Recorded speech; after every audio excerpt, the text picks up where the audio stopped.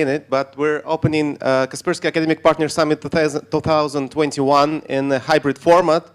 And like, I'd like to greet all the people who are watching us online. And moreover, today we have living, breathing people here in this room.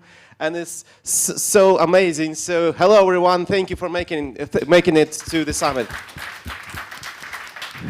Because, you know, like for me, it's been ages since we held any offline activity, and like the flavor of offline event, it's much more intense nowadays, right? Because we have a lot less those events happening. But today we have we would entertain you for 2 days. The online translation would be today only, but I'm pretty sure, like always, we have some pretty amazing stuff ready for you. So once again, like I'm always saying, please have fun. Please do some networking, online people included, and let's rock. Okay, thank you, Dennis. I need also to mention for the online parts that during the whole live stream today, you may, if you have any questions, you may ask them in the comments, and we would be really happy to read them out loud and to address those to our speakers. But finishing with that, and to my opening presentation for today, I'm also really happy to see all the offline participants we have here, and I'm sending my greetings to our online viewers. But let's start. So today we're holding the Kaspersky Academy Partner Summit for 2021. But since the last time we did it was 2019 in Lisbon, I'll be doing a recap for like about 2 years of the activities we've been holding. So actually, since our last time in Lisbon, the beginning of 2020, we started like that with lots of offline activities, interaction with students, etc., etc. And we hoped to keep the pace, but we finished like this. Unfortunately, all of us finished like this. This was something, I would say maybe the ultimate challenge we had for the previous year to learn how to deal with it. And we selected our own very fancy way to struggle with different online activities.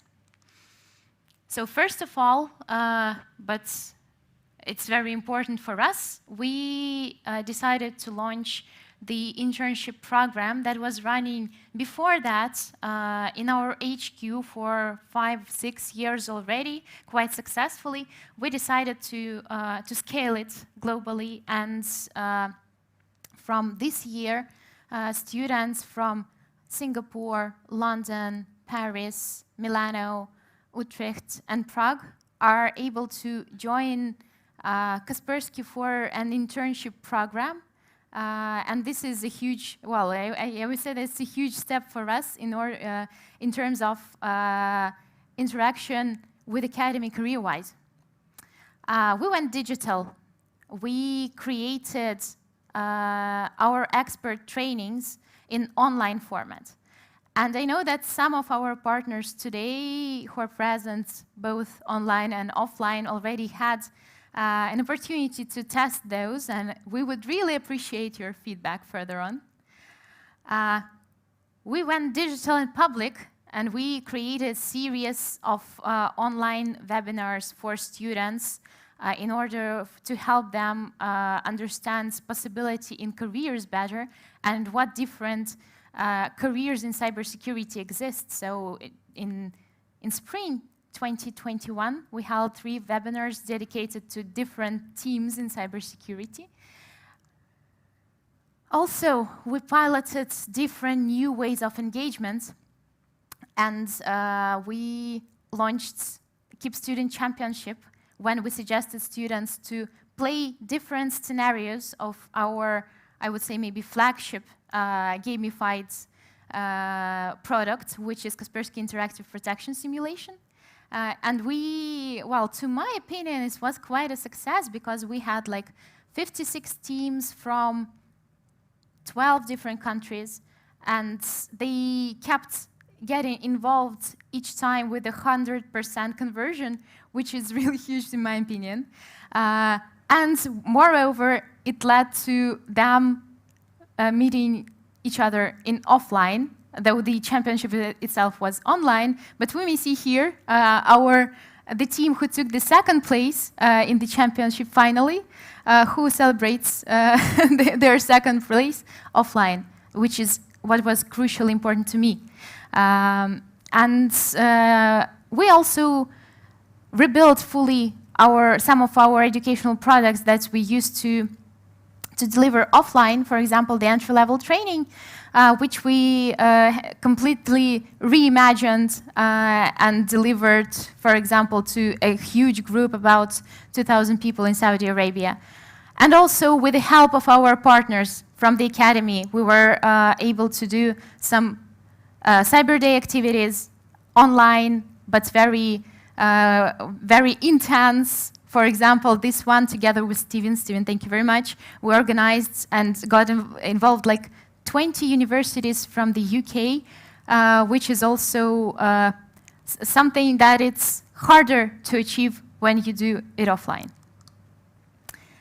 And I cannot not mention our awareness products, which we also try to customize for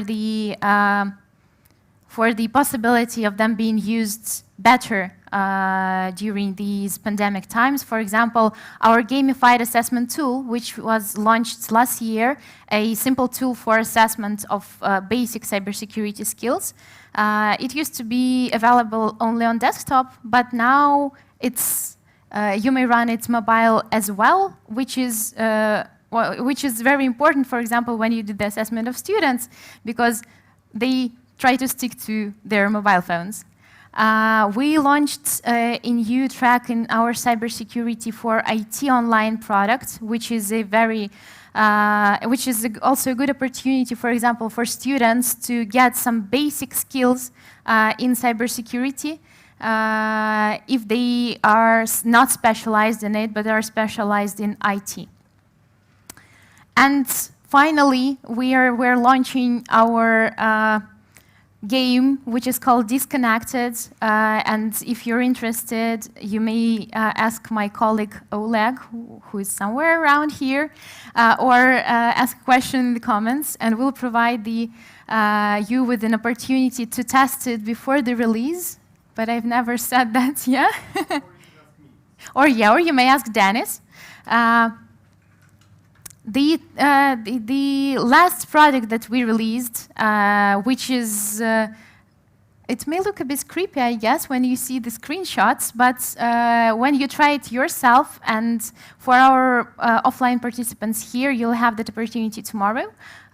We launched the VR version of our Kaspersky Interactive Protection Simulation, where you have the same opportunity to touch the cards, to interact with the digital avatars of your colleagues, but in the virtual reality, which gives you an opportunity to basically hold these trainings independently of where people are located, but still give them a notion of what of the offline interaction with each other. And now plans, what we plan to do further with regards to all the activities listed above. First of all, we would like to enhance all the portfolio of the educational programs we have and build Kaspersky Cyber University, where we would put new basic and advanced trainings both for cybersecurity specialists, instructors, and the students who want to build their career in the field. We want to expand and explore different types of hybrid formats that might be used for the better learning, better teaching of cybersecurity skills.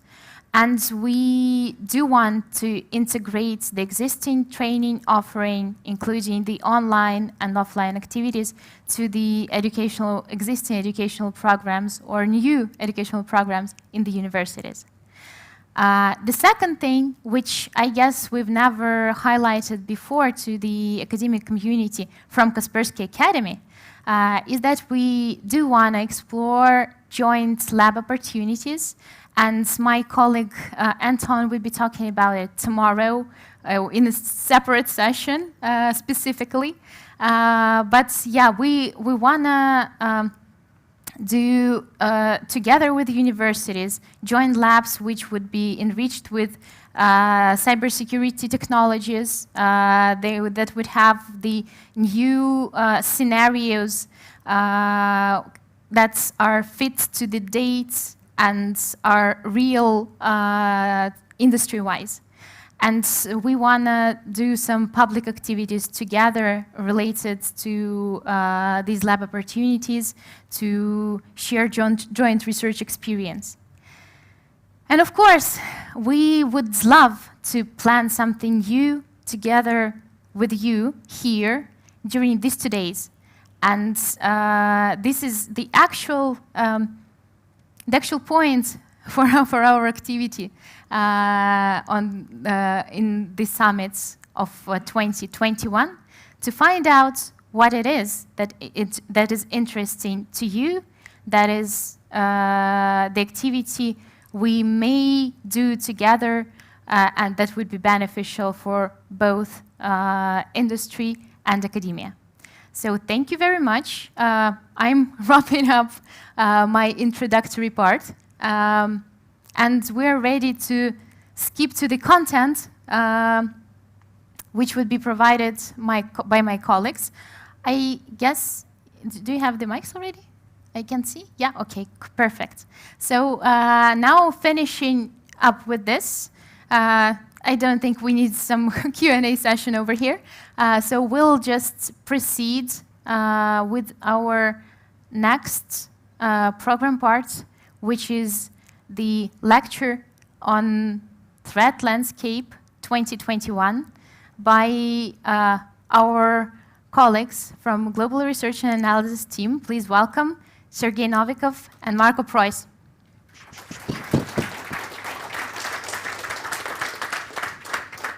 Jenny, thank you very, very much for your kind introduction. Thank you. Good morning. Good morning, everybody. Can you hear me? Online people, give plus or like raise your hands like where you are sitting if you can hear us and see us.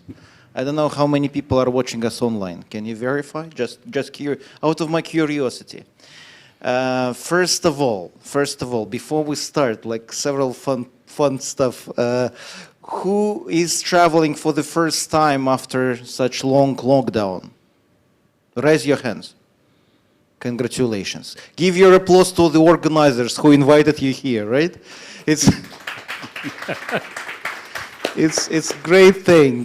For me, it's the third business trip, but it's again like the first one. I'm crying like baby when I able to travel. And another question: Who watched this conference online last year? Last November. Okay, thank you. Thank you for being loyal. Hopefully you enjoyed that interesting online conference. I think from a format perspective, it was quite interesting. Once again, for the online audience, very quickly, as soon as Zhenya, I think, did mention this, please be active. We do want to interact with you guys. If you do have any questions, please ask. Shoot them in the chat. Put them in the YouTube channel. And we are here to answer your questions. This is the main reason. Our slides are not necessarily very interesting, but the communication. Come on. But the communication and interaction part is the main reason.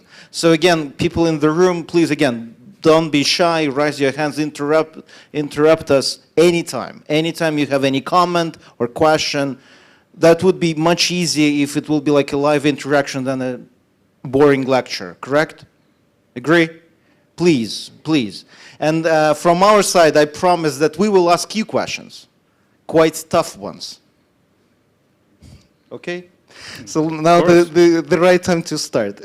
My name is Sergey Novikov. I'm a Deputy Director of Global Research and Analysis team based in Moscow. And this is my Marco Preuss. Partner in crime, good friend. We are working together for how many years? 15? More? Yes, very likely. More. Yeah. Marco Preuss, who is managing the European grade team based in Ingolstadt, Germany. Yeah. Germany. A few words about grade for those of you who have never ever heard about us. We're a small team. We're a small team of 45 plus people in 20 different countries, starting from Japan, Australia, to Argentina, Brazil, West Coast US. So we're very well distributed globally. The main purpose, the main idea of the team, the main goal of the team is doing hardcore research. So we were behind finding Stuxnet, Duku, Red October, Gauss, Flame, and all those famous, very big KPT campaigns, Equation and the others. We are analyzing something really unique and interesting, like attacks on critical infrastructure, IoT, crimeware market, and so on and so forth. And in addition, on top of this, on top of doing big research, we are providing, of course, our threat intelligence by doing different kind of reports, doing different kind of trainings, and we are, of course, one of the main goals for the team is talking to media, doing presentations, going to different kind of exhibitions, conferences, and so on and so forth. Like this here. Like this one here. And maybe you've heard again about a tiny, sexy, small conference called Security Analyst Summit. We're also organizing this one, and you're all invited for the next hybrid Security Analyst Summit. So talking very quickly, talking about the threat landscape and the main reason why we are doing this, why we are spending your time and our time doing this at the beginning of this conference, the main purpose is very simple. Just one is to know whom we are fighting with and whom we are facing on a daily basis, on a regular basis, very, very general threat landscape concept. This is one. And two, maybe even more important, to be prepared. We have to be prepared. You have to be prepared. And the main idea again behind this is to raise your knowledge about the common threats, then for you to share this awareness level with your colleagues, with your partners, with your students, just again to be prepared against cyber attacks, cyber pandemics, and hopefully it will help. So my favorite slide, I'm showing this slide every single presentation, and those of you who are participating in our conferences, you know it better than me. So on a daily basis, we detect 360,000 unique malware samples, 360,000 on a daily basis, which is quite a big number.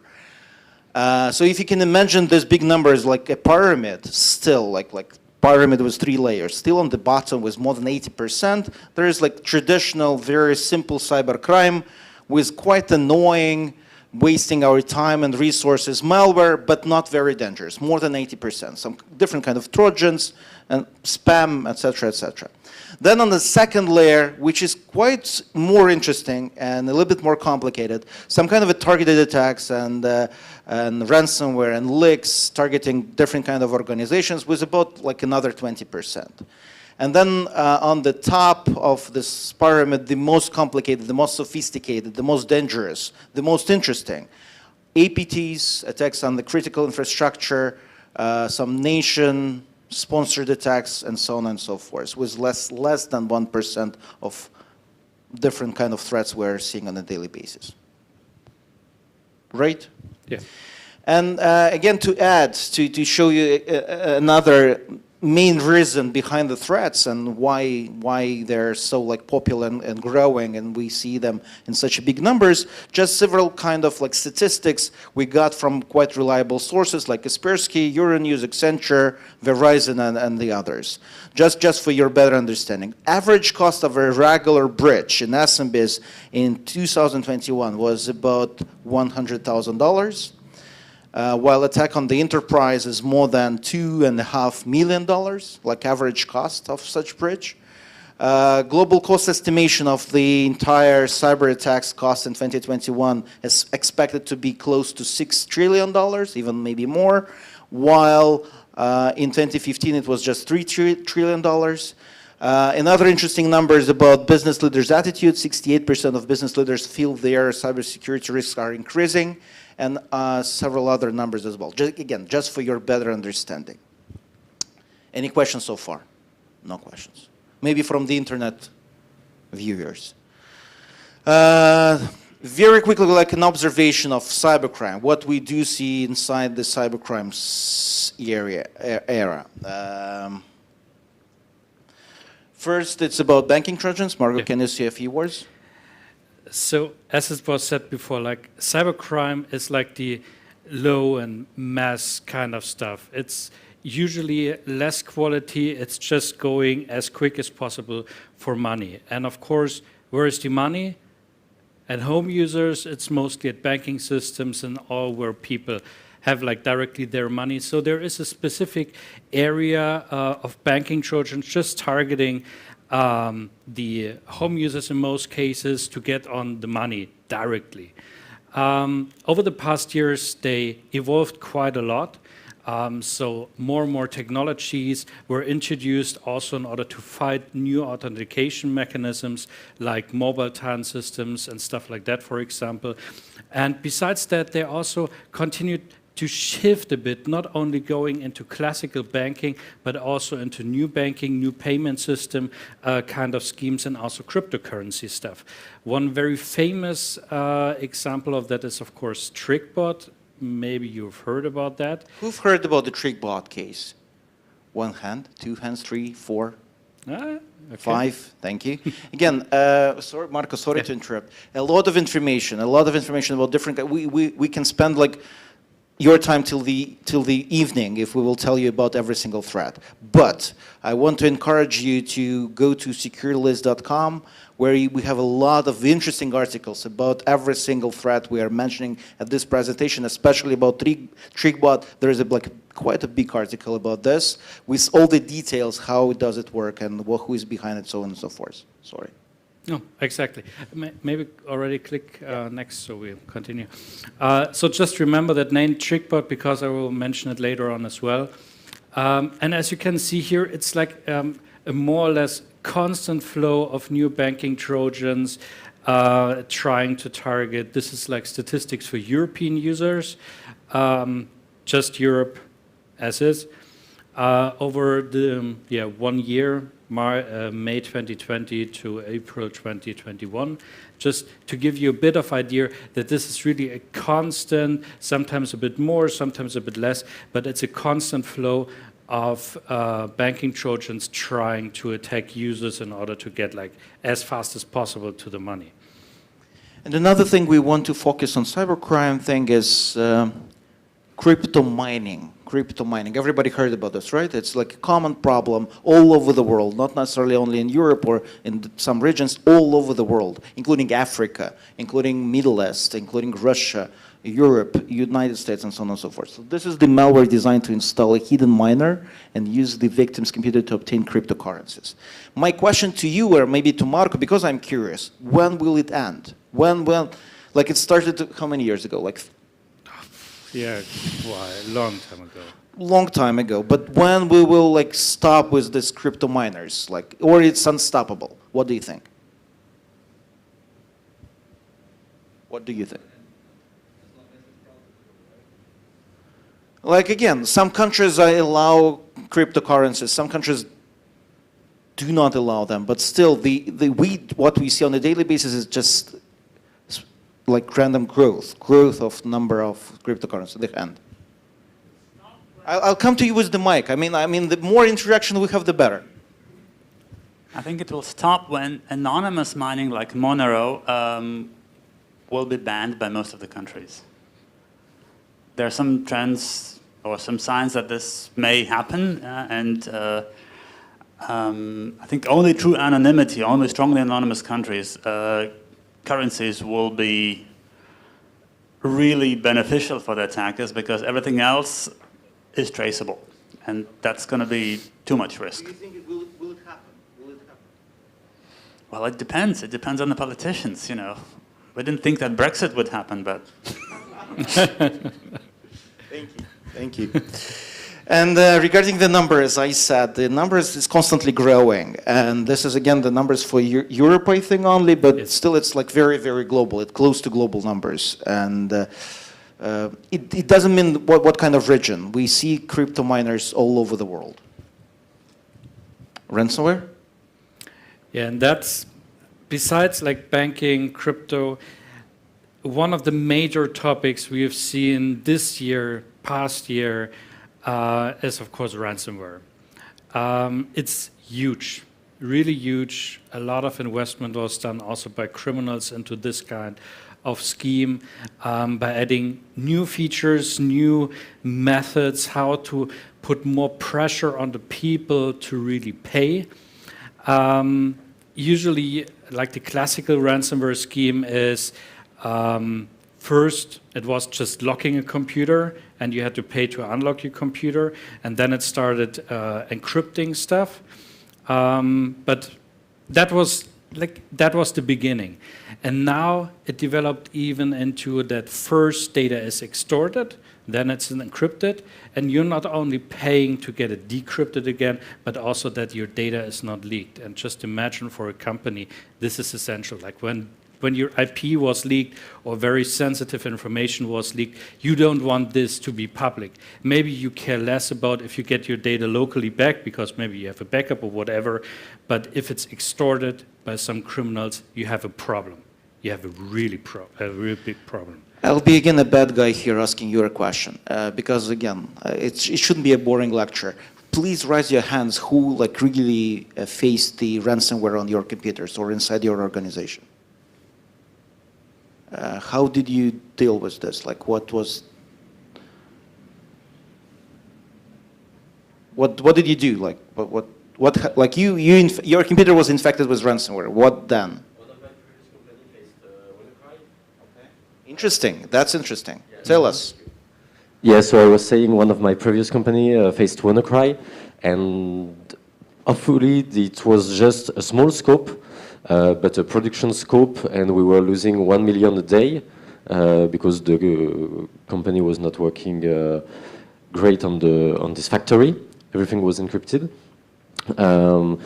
and basically we've had backups. So fortunately, because it was not some new ransomwares, but I think the beginning of the ransomware hype that we know. Just restoring the backups was sufficient. With adding, it was a factory with not a lot of security, with of course all PCs, Windows XP of course, no patch.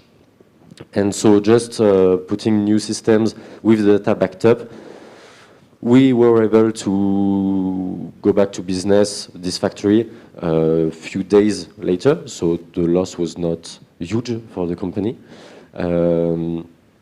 But I worked later in incident response and faced Ryuk, for example, and other ransomwares. So yeah, when you receive an email with we have your information and you have a kind of a sample of 1 gigs of information, and they say that they have 100 and that they will publish it, you don't have many choice. So either you fold and you pay, or you stay strong, but you don't know if it's bluff or not. Thank you. Cool. This is very important. Anybody else want to share your story about dealing with ransomware? I can share a small story. Our university was also a victim of a Pisa attack this summer, and for us it was basically what Germans call Totalschaden, capital loss. We had to rebuild our entire infrastructure. after we saw that the Active Directory was infected, and we didn't even invest much time in investigating it. So, and then what? How did you fight with this? Pardon? How do you fight with this ransomware? How do you back to normal? Well, we had a backup, so it wasn't really a big issue. The data that was leaked was not critical, so we decided, okay, Thanks God. we can, negotiate with the guys just for the fun of it, but, we're not going to pay anything, but otherwise, yeah. So Thank you. Thank you for sharing your stories. Again, main outcome from this is like, first, do not pay. Do not pay. That's Exactly important. that. And then use backups. It's like as simple as it is. Please regularly use backups. That's the main solution. So what I just mentioned, that was the Encrypted Leak. So there's two sides of to put more pressure in. And the other thing what was introduced is this so-called big game hunting. So criminals in the past were just going random and just infect and get as much money as possible. Now they went a bit more targeted, which means they go for the juicy stuff, the juicy companies and the juicy resources for them within these companies, not to infect just everything and destroy everything, but to find exactly these crown jewels where they can put as much pressure as possible on the victim in order to get the money. So this is really the scheme. If you have like one crown jewel where you can get like millions from, compared to like many different small ones where you just get a few $100, of course they will go for the crown jewel, and that's exactly what they're trying to incorporate into that. How do they operate? Yeah, so cybercrime in the past, usually you had like a few bunch of people. Also, this got more and more professional, especially in the type of ransomware. So you have a huge distributed area of work, like different groups, different people work together, sell their services, which to other groups, to other people, and everybody is just specialized in certain areas. And this is also where TrickBot comes in, what I mentioned before. We have very famous, sadly, very famous corporations also on the malware operation side. That's the combination of TrickBot, together with Emoted and with other ransomware, like Ryuk was mentioned before. They're also cooperating with others. And the bad stuff, in the beginning of the year, law enforcement was able to shut down Emoted, like this botnet infrastructure and everything, but just a few weeks ago, they restarted again. They added a new patch, some patches, some minor tweaks to their malware, but now Emoted is here again. And back into this game, what they're doing is especially like providing initial access to like others, especially like a TrickBot and so on, and then to like go the scheme to get like money. So this is just very simplified. But just to showcase you that it's not just one team doing everything, but you have certain entities, certain groups and people involved sharing their services, selling their services for this whole scheme to work, basically. They also have their own partner conferences between themselves. I'm pretty sure. Listen, another question. What are we missing? What are we missing? Talking about cybercrime, what is still relevant and important to mention?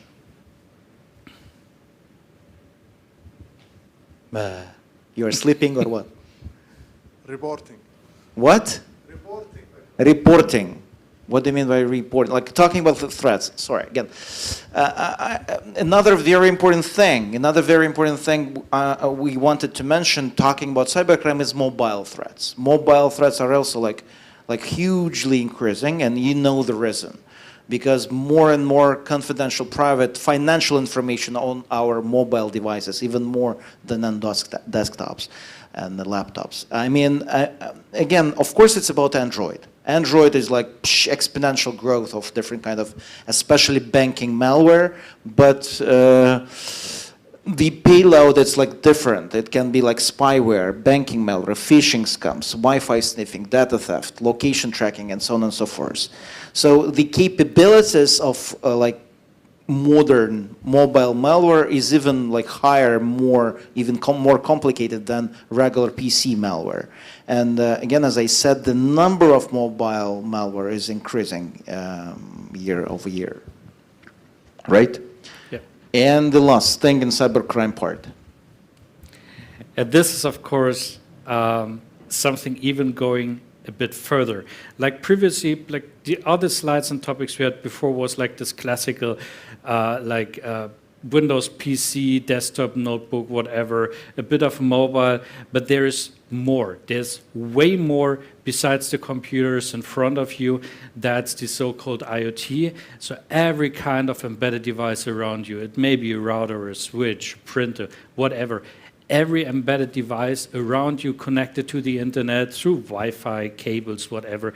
Most of these devices you're even not aware of, to be honest, because they're just sitting somewhere behind a box or whatever, doing their thing. And of course, also criminals spotted that that's quite interesting, because a lot of these devices, they don't get updated, or they even cannot receive updates, though there is a huge amount of vulnerabilities. Or you have the simple default username and password, which is either not changed or you cannot change it. And criminals, of course, saw that and are abusing that for many years already. The devices itself may not be super powerful, but they have a very huge advantage. They're online 24/7. And if you can get in, you can do a lot of things with it. DDoS attacks, for example, botnets are created, espionage, or, and this is the really dangerous stuff, being a stepping stone into the network. Because how can you really monitor all of these embedded devices? Criminals get in and then jump from these into your network. That's a huge problem what we are seeing.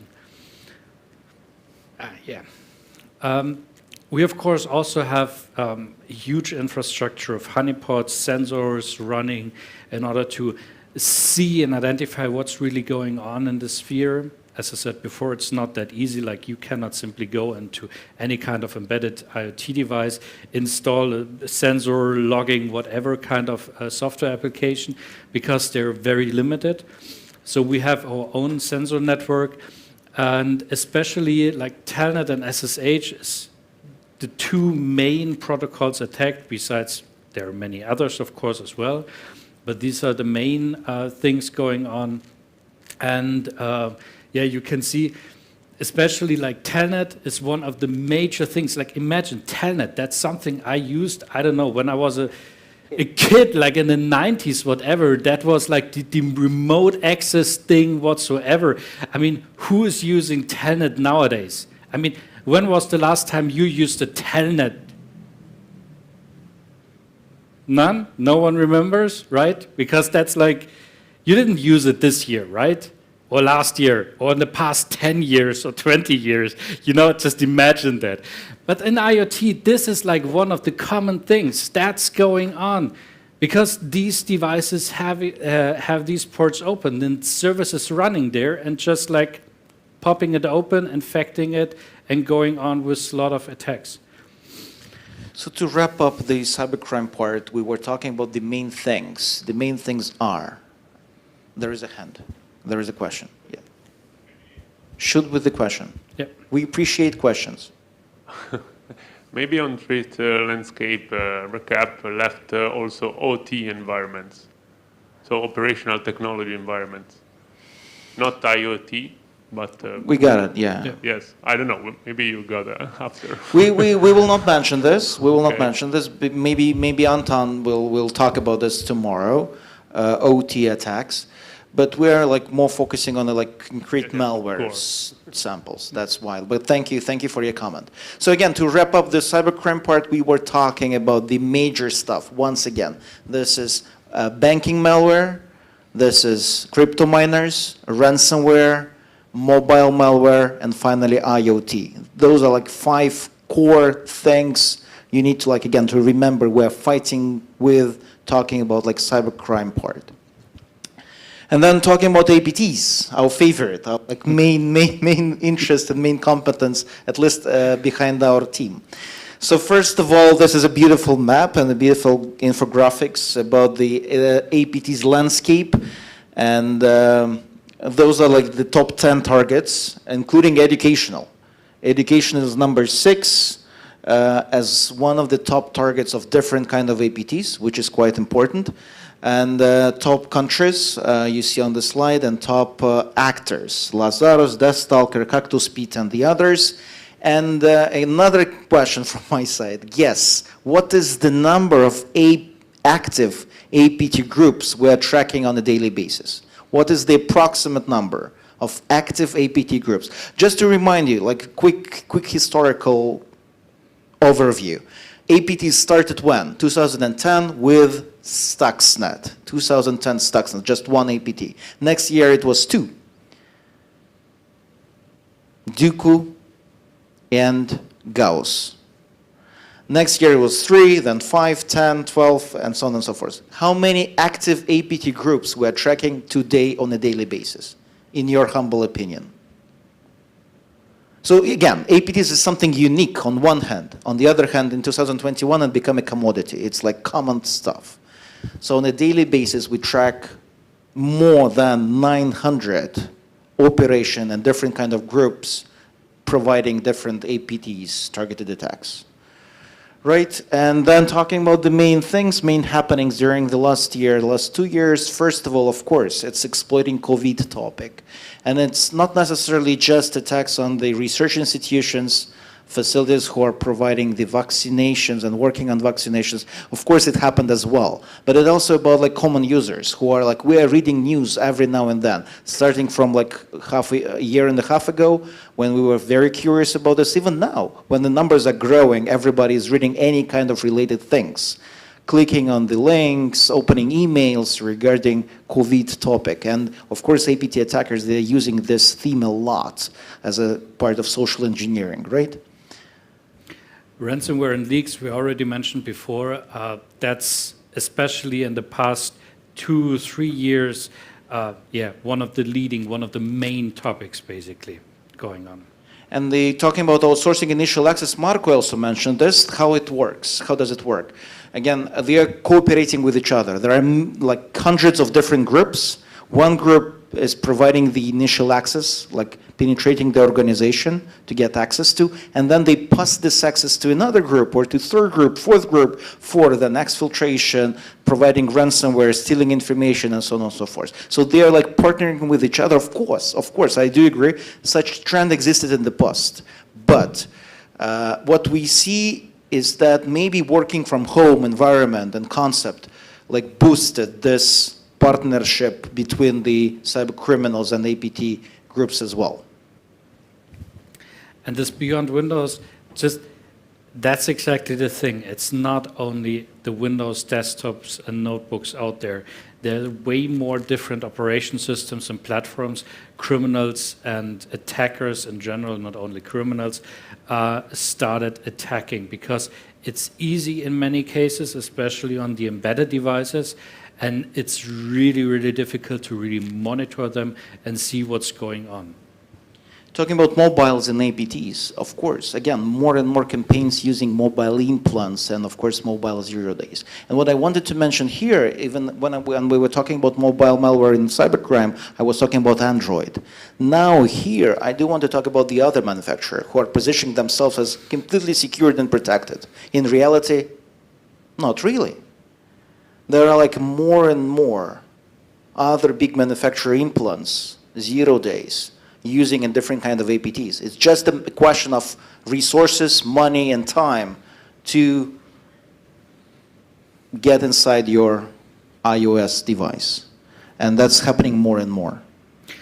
And one problem here, infecting UEFI firmware. That's something that's new technology trend, so to say, which is like slowly getting adopted or attackers slowly getting into. it means that even below your operation system, infections are already happening. You know, the operation system, even the kernel of the operation system, is not the lowest point of the executing system. There are several steps below that being active, like with more abilities and even before your operation system is even running. And attackers try to get into this because this would be like ultimate, super difficult to detect, super difficult to disinfect, and this is really, yeah. Something special. Yeah. And the final, last but not least, but maybe the most common trend and the most relevant trend we see on like several years already, and definitely we'll see in the future, is supply chain attacks. And talking about supply chain is like, this is very obvious, like everybody understands. This is kind of cyber risk, cyber threat, where the criminals, the APT groups, they get access not to the main organization first, but for some supplier or partner, and it can be very relevant for the universities. I mean, you do have communications with a lot of enterprises, and you can be a victim of such supply chain attack. And our colleague Nastya will have a separate presentation later today after the coffee break about, again, more details regarding supply chain attacks, right? So stay tuned for Nastya presentation. And the other very important trend, Marco. Was it me? Of course, there's always the question how the attackers get into the system. And one of the major problems we've seen, especially one huge example, MS Exchange listed here, that was huge. A vulnerability in the most distributed mail system out there. Which was super easy to exploit for attackers. It was like a chain. It was not a single exploit. It was a chain of different exploits. But this is really something to worry about. Exploits, and especially zero-day exploits, being used by all kind of different attackers in order to get into the systems and do their thing. And we definitely will see, and also seeing already, a lot of activity on this side regarding the marketplaces about exploits. So definitely a topic, and very interesting topic to observe and monitor what's going on into this, because this is really one of the major things to worry about. True. And another example of a supply chain together with the exploiting vulnerabilities, who have heard about SolarWinds hack earlier this year? Many hands. You see, it was huge in the media, big, important campaign. And this is a very, very good example of like both using a supply chain on one hand and exploiting different vulnerabilities on the other. So some kind of a future predictions or kind of recommendations from our side. It's always very difficult to make such predictions, but you're just guessing, to be completely honest. But based on, again, on our knowledge and the fact that we are looking for trends for so many years, like on an annual basis, we are preparing some kind of a summary of trends together with kind of trying to do predictions for the future. I think, again, in majority of cases, we are like right with our predictions. So let's touch a little bit the topic of the future trends. First of all, it's quite obvious, work from home. And despite any kind of lockdown restrictions, like less lockdown restrictions, and people are coming back to trips, coming back to the office, still we do think, and definitely I hope you will agree with us, that work from home concept will stay with us. More and more people, even the restrictions are getting less, but more and more people desire to continue to work from home. And based on this, we think there will be more attacks using social engineering, for example, or using brute force attacks on the people who are working from home. And another thing is unpatched devices. Many of us are using like our own devices, not managed and protected by IT security from our enterprises, correct? So cyber criminals and APT actors definitely will use such opportunity to provide more and more attacks on this quite wider infrastructure than it was before COVID, in our opinion. We already mentioned before that different cybercrime groups and individuals are cooperating with each other, sharing the workload, being specialized in just one area. And one trend we're already kind of seeing, and this will definitely go on way more, is cooperation between so-called APTs and cybercrime, like that APTs are using resources offered by different cybercrime groups and operations. For example, this initial network access, because if you can outsource certain stuff, you can focus more onto your real operation, what you're after, and the dirty work is done by other people. You can just buy in very cheap compared to spending your own resources and your own energy into these areas, for example. So this is definitely something to worry about, especially it also helps the APTs to stay more anonymous, because on the front run, it's first cybercrime groups, cybercrime operations, what we're seeing, and you just think, yeah, that's a cybercrime operation, okay, we know that, we have all the stuff, what's going on there, the information, but in the back end, this information gets shared with APTs, and you just don't see behind that probably. So something. And another trend, which we have not mentioned yet, but it's important to mention and think about this, is cloud attacks, against cloud security and outsourced services, which is again very important at least to think about trust. How much do we trust to cloud providers and cloud infrastructure? So the main question here is that it's completely understandable. It's convenient. It's cheaper, it's quite useful, and like every one of us are using different kind of cloud services. The question is how protected they are, and how can we trust? And of course, those guys on the dark side, like APT groups, again, with cyber criminal, they do understand that we do have trust, and we do have a lot of private, confidential, corporate information somewhere in the cloud. And who is taking care of protection, of security of those? So we do see and we do predict that in the future there will be quite possibly more and more attacks. It's much more convenient than to attack some kind of a cloud provider than to attack different kind of organizations, correct? So we think there will be more such attacks in the future. And already mentioned before, but this trend will definitely go on way further.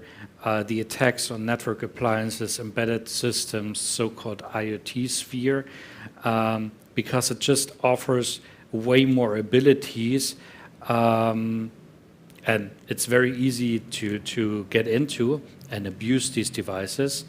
So definitely this is something to look out for and think about what you can do in your own network infrastructures you're responsible for, and really think about what devices, boxes, and stuff is really laying around in your offices and connected to your networks.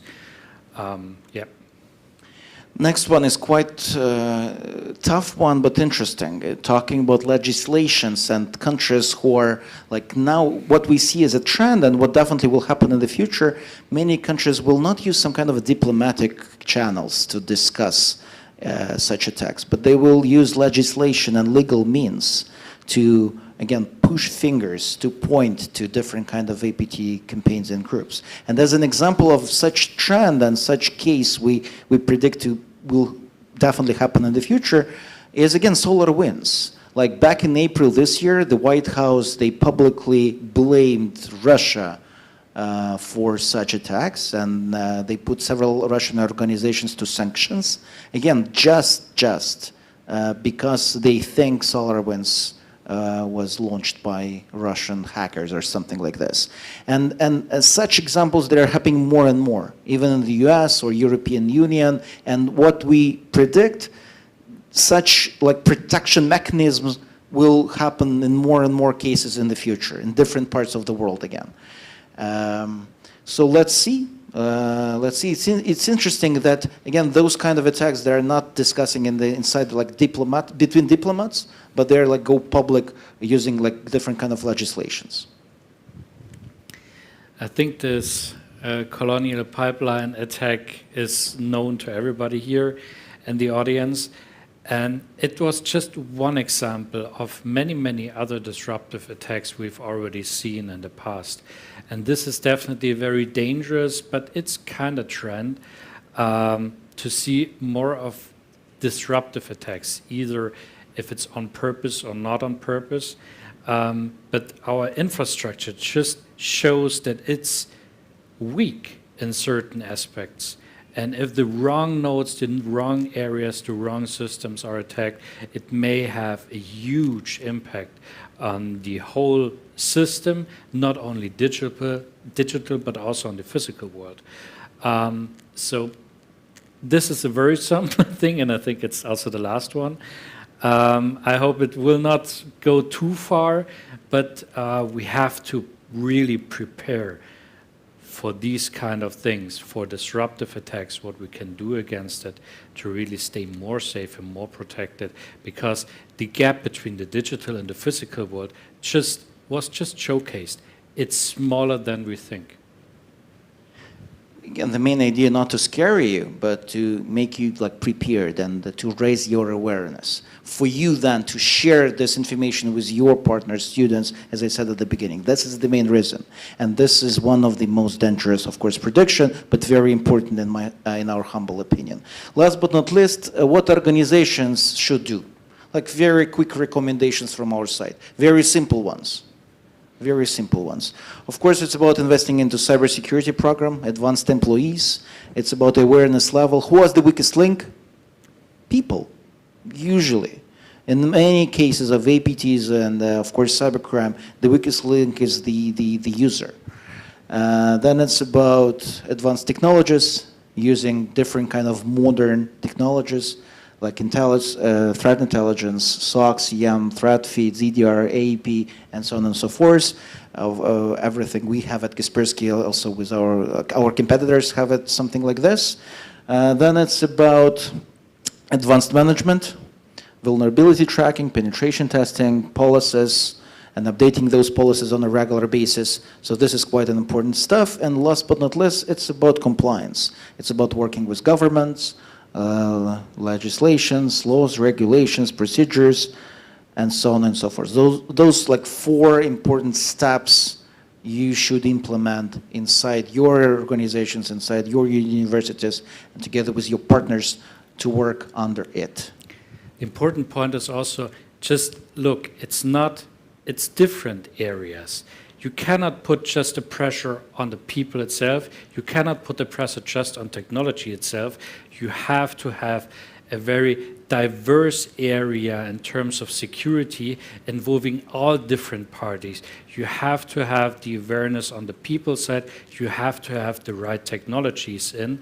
You have to have your compliance and your tools and policies ready. And only if all of this really works together and gets along, you go into this protected area. Just blaming the user because he was clicking on the wrong email is too easy. And in many cases, it's not even right, because maybe you failed to implement the right technologies to filter out certain stuff in the beginning already. So it's always going together, people and technology and your compliance. That's true, and let's wrap up on the positive thing. At least from my side, what I'd like to tell to students, and again, I'm pretty sure that you're telling it to your students as well, is that it's unstoppable. We always have our jobs. We always have the requirement, the demand of security specialists is like growing incredibly year over year. So it's always about we are in the business, and the main security topic will be even much more important in the future. So that's enough for a wrap-up. Fully agree. Thank you very much. Let's talk. Thank you. I'm pretty sure that millions of internet users who are watching us live have questions. Actually, Zhenya? Actually, if I have my mic. Zhenya, your mic is in your hand. Okay, I may use this as well. So we actually had just one question for now about ransomware and miners. The question is, ransomware and miners usually connect victim and target with a remote link to send data. So why don't hit that link? Well, it's not always that easy. I mean, come on. If it would have been so easy, we would spot a lot of different things. But filtering out the malicious network traffic, for example, at the right time, from the right resources and everything, it's super difficult. And it's not always practical. So miners, for example, it's a very simple example. We've seen a lot of malicious scripts in browsers for miners. So you are already on the internet with your browser. You're browsing different websites. You have opened, I don't know, 50 tabs or whatever. Just imagine like your usual use case. And one of them has a malicious miner. That's super tricky to spot, like based on the network side, because that's where the question targets to spot on the network side which of these, how many connections going on is really responsible for malicious mining activity. So you have to take care about certain areas, also ransomware. The extortion, in most cases, tries to hide their activity along with other regular activity in the network. So they really check what's going on, what's the behavior in the network. They use certain protocols, certain applications, and so on to piggyback on. For example, email is a very good example, which is used by some groups of that kind. So they do their best to hide within the regular network traffic. So just going for, hey, there is a malicious connection, it's not that easy. Sadly, but that's reality. Thank you for your question. Again, I want to encourage all the guys who are watching us live in the internet, please push your questions. We appreciate, right? That's it for our presentation. But me and Marco, we're here to stay. We'll have like some kind of a panel discussion tomorrow, right? So if you do have any questions, you can catch us, jump in, and we talk. We are here to communicate and collaborate with you guys, not just doing this boring slides. Thank you very much. Thank you. Thank you. Thank you, but I guess we won't need it at the moment.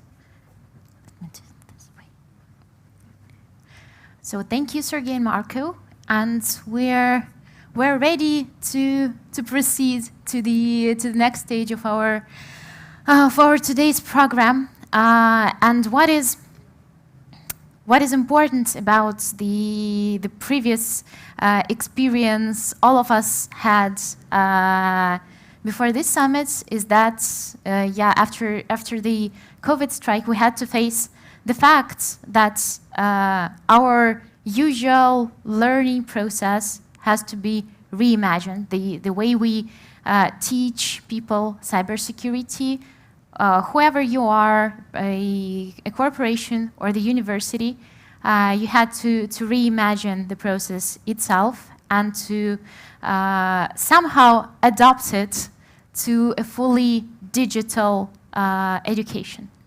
So what we would like to talk throughout these 2 days is about cybersecurity technical trainings, cybersecurity education, online or offline, or something in between.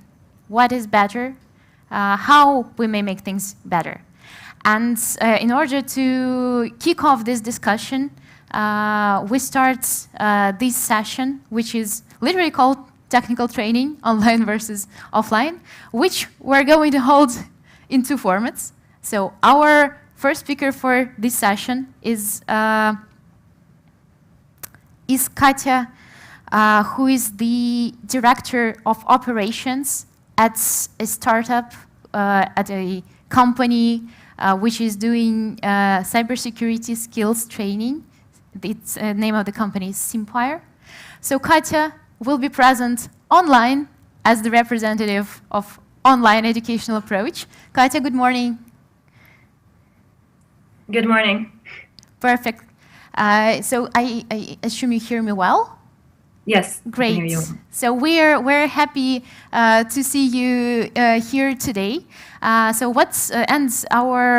the speaker who is going to be like the opponent to Katya representing online education would be the person who has his experience in offline trainings for already 25 years, and our constant academic partner, Stephen Fernall, the professor of cybersecurity in the University of Nottingham.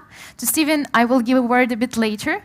But first of all, I'll ask Katya to start with her introduction of what are the ultimate benefits of online skills, cybersecurity skills training in comparison to the offline. Katya, the digital stage is yours, please. Thank you, Evgenia, and thank you to Kaspersky for inviting us. I'm very happy to virtually at least to be with you guys in Athens. And I'm going to take the next few minutes to explore some of the benefits of online training, specifically in the cybersecurity industry, but also with a little bit of a broader angle. And I want to start with a few interesting numbers and then dive into the cybersecurity. And I'm going to try to share my screen. And Evgenia, you tell me if you can see it.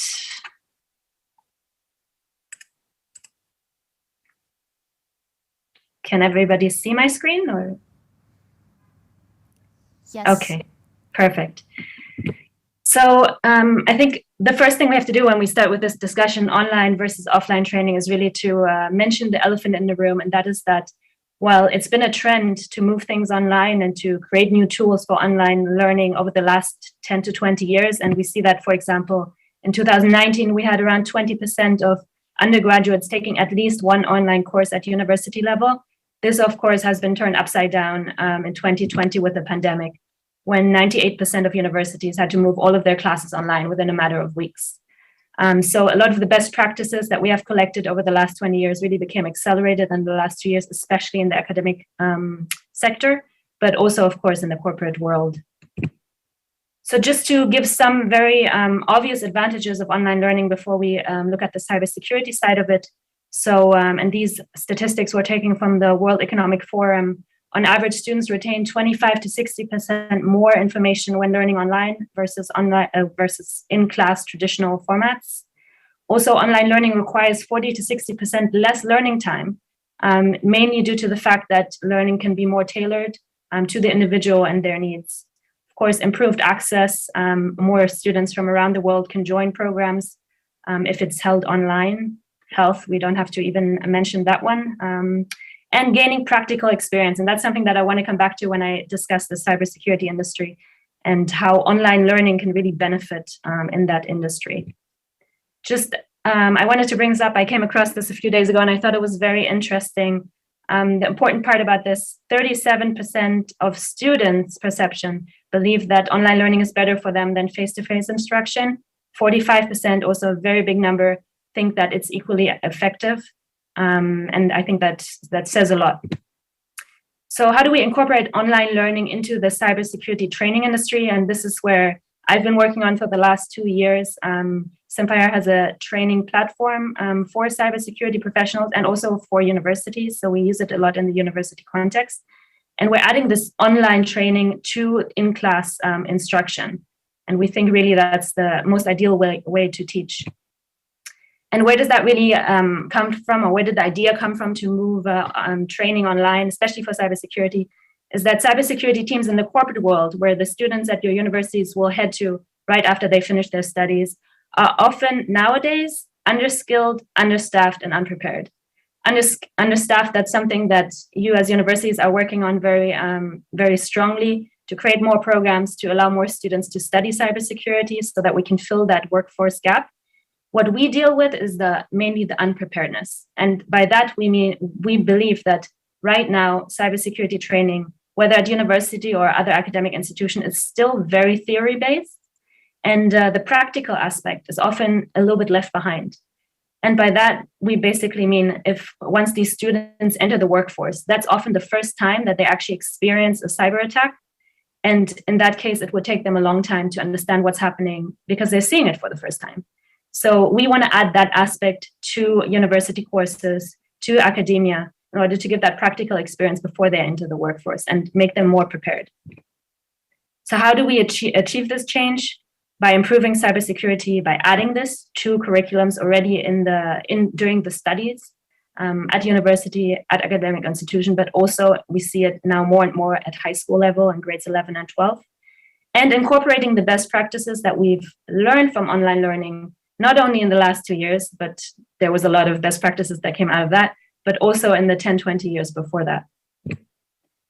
So the solution in our case, and I can only speak for Empire because that's what I've been working on in the last 2 years, is to move to cloud-based training and assessment platforms and incorporate these into curriculums in cybersecurity courses, whether it's as training modules to allow the students to train practically on the topics that they are taught in theory, but also for professors as as an assessment tool. So some of the key features of our cyber range, but there are also others out there, of course, is, for example, in this one called CyWarrior, 80 training scenarios that are already ready for professors at universities we work with. They can very easily choose which cyber topics they want to address and use these practical training sessions to complement their lectures. Also to learn how to build network architectures in real life. So there are tools in these platforms, specifically in ours, that allow students to gain that practical experience, to see how do I build it safely, and so on. To learn in an environment using the tools that the students, once they enter the workforce, will likely encounter, and that they will have to use in order to identify cyber attacks in real life. So there's integration to these tools. And lastly, assessment of students accurately. So we, on the one hand, we make it interesting for the students, but we also take workload away from professors, from teachers, by allowing them to very accurately assess their students down to the different topics and to assign grades, and then very easily export these files from the system. The last benefit I want to touch on before I hand over to my opponent or colleague in this sense is gamification. I think that's one of the biggest best practices and learnings that we have made in the industry when it comes to cyber education, that it's extremely effective. Not only is it fun for the students and wants to get them engaged, but also it improves performance. I took one statistic here from Science Direct that says 35% improvement in student performance, but there are certainly many others out there, and I think this is quite conservative. So lastly, before I give the floor to my colleague, is just to show some use cases where it has been used in academia or is being used at the moment.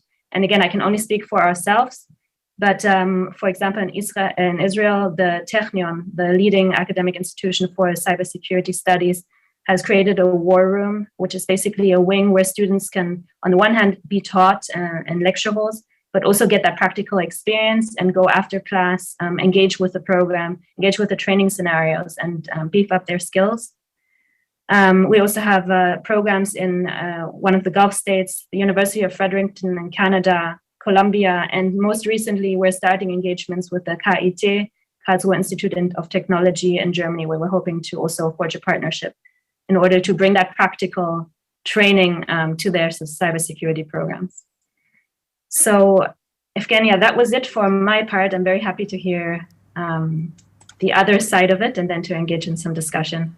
Yeah, Katya, thank you very much for the introduction. But before I give the floor to Steven, just if you could please, the ultimate benefits, in your opinion, of online trainings that cannot be achieved offline, like maybe 2-3 bullets.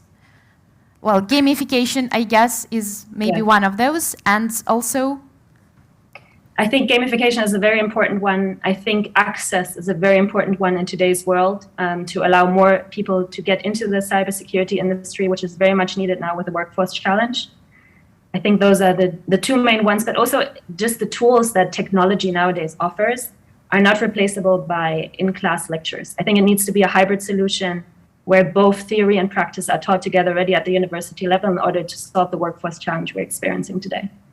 Great, thank you. Steven? Now, I would like to invite you to the stage and share your opinion on what are the ultimate benefits of online cybersecurity skills trainings that can never or hardly be moved to the online trainings. Please.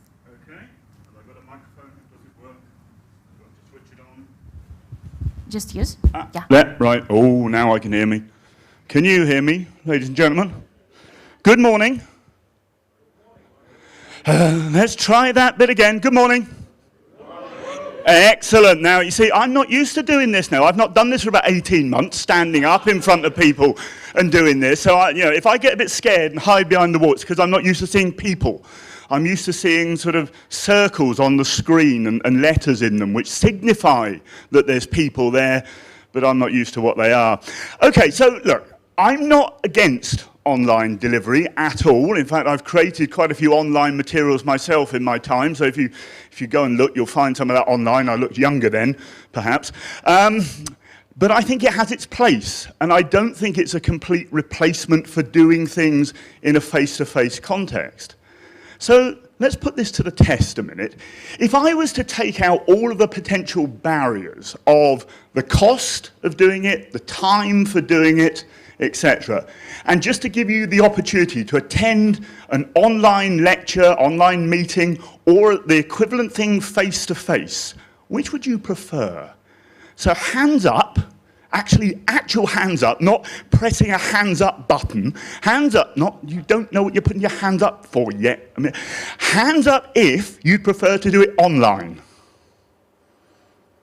Okay, so for the benefit of people who couldn't see, there were 2 hands there. Hands up if you prefer to do it face-to-face. Oh, there seem to be a few more hands there. Now that's odd, isn't it? Hands up if you didn't put your hands up for either. And hands up if you have no hands. Okay, right. So it would seem then that we prefer the offline way of doing it. So let's think a little bit more then. We've been doing it online for quite a while. How many of you feel your experience and your behavior is different when you're doing it online? Okay. How many of you attend these things with your cameras off? Yeah, I don't like you people when you do that, you see. Because I'm sat there, in that context, I'm the educator, the lecturer, whatever you want to call it, and I'm sat there looking at lots of black spaces with names or initials or something, or maybe a picture. Maybe somebody's put a picture there, so I have a vague indication of what they look like, unless they put a picture of a rabbit or something like that. And then if I ever do meet them face to face, I'm quite surprised. They don't sort of bound in with big ears and a fluffy tail, and I get confused. So we behave differently as learners. And it also affects the experience for the educator, because I can't see, if people are paying attention. How many of you, when you've got your cameras off, might be doing something other than participating or paying attention to the session you're meant to be in? Now, come on, we're amongst friends here. Because I know I sometimes, you're videoing me, so now people know that in sessions where I'm supposed to be paying attention, if my camera's not on, I might not be. Okay? How many of you would sit here now today with, I don't know, a screen in front of you while I'm talking to you, or a bag over your heads, or just cover your face completely with something so I couldn't see your expression? You wouldn't do it, would you? How many of you would just turn your seats around and turn your back to me? I mean, you might like to, because I'm not very visually appealing, but you wouldn't do it because it's not the norm. But in online delivery, we seem to do that. That's the equivalent when we turn the cameras off. We're signifying that we're behaving differently. So that changes the whole education experience. Now, Katya mentioned that there was for some reason, there was a huge upsurge in our online delivery with universities. We went from 19.5% doing some sort of online delivery to, 98.5? I suppose the other 1.5 didn't do any delivery during COVID. But did they do it well?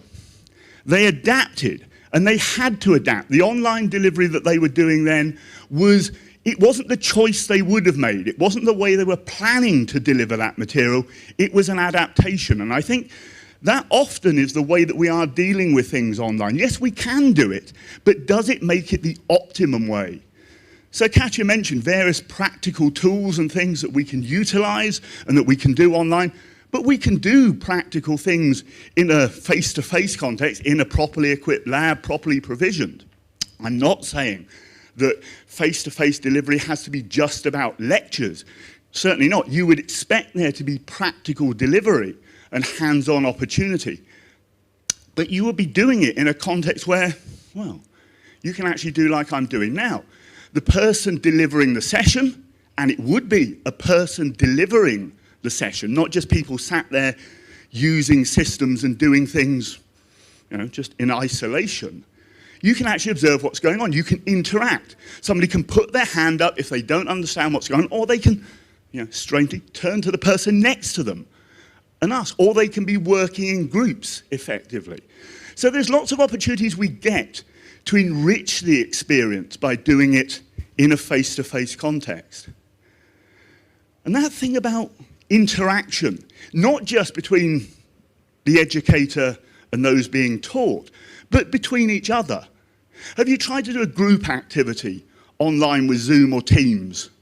Some sort of breakout room or something like that?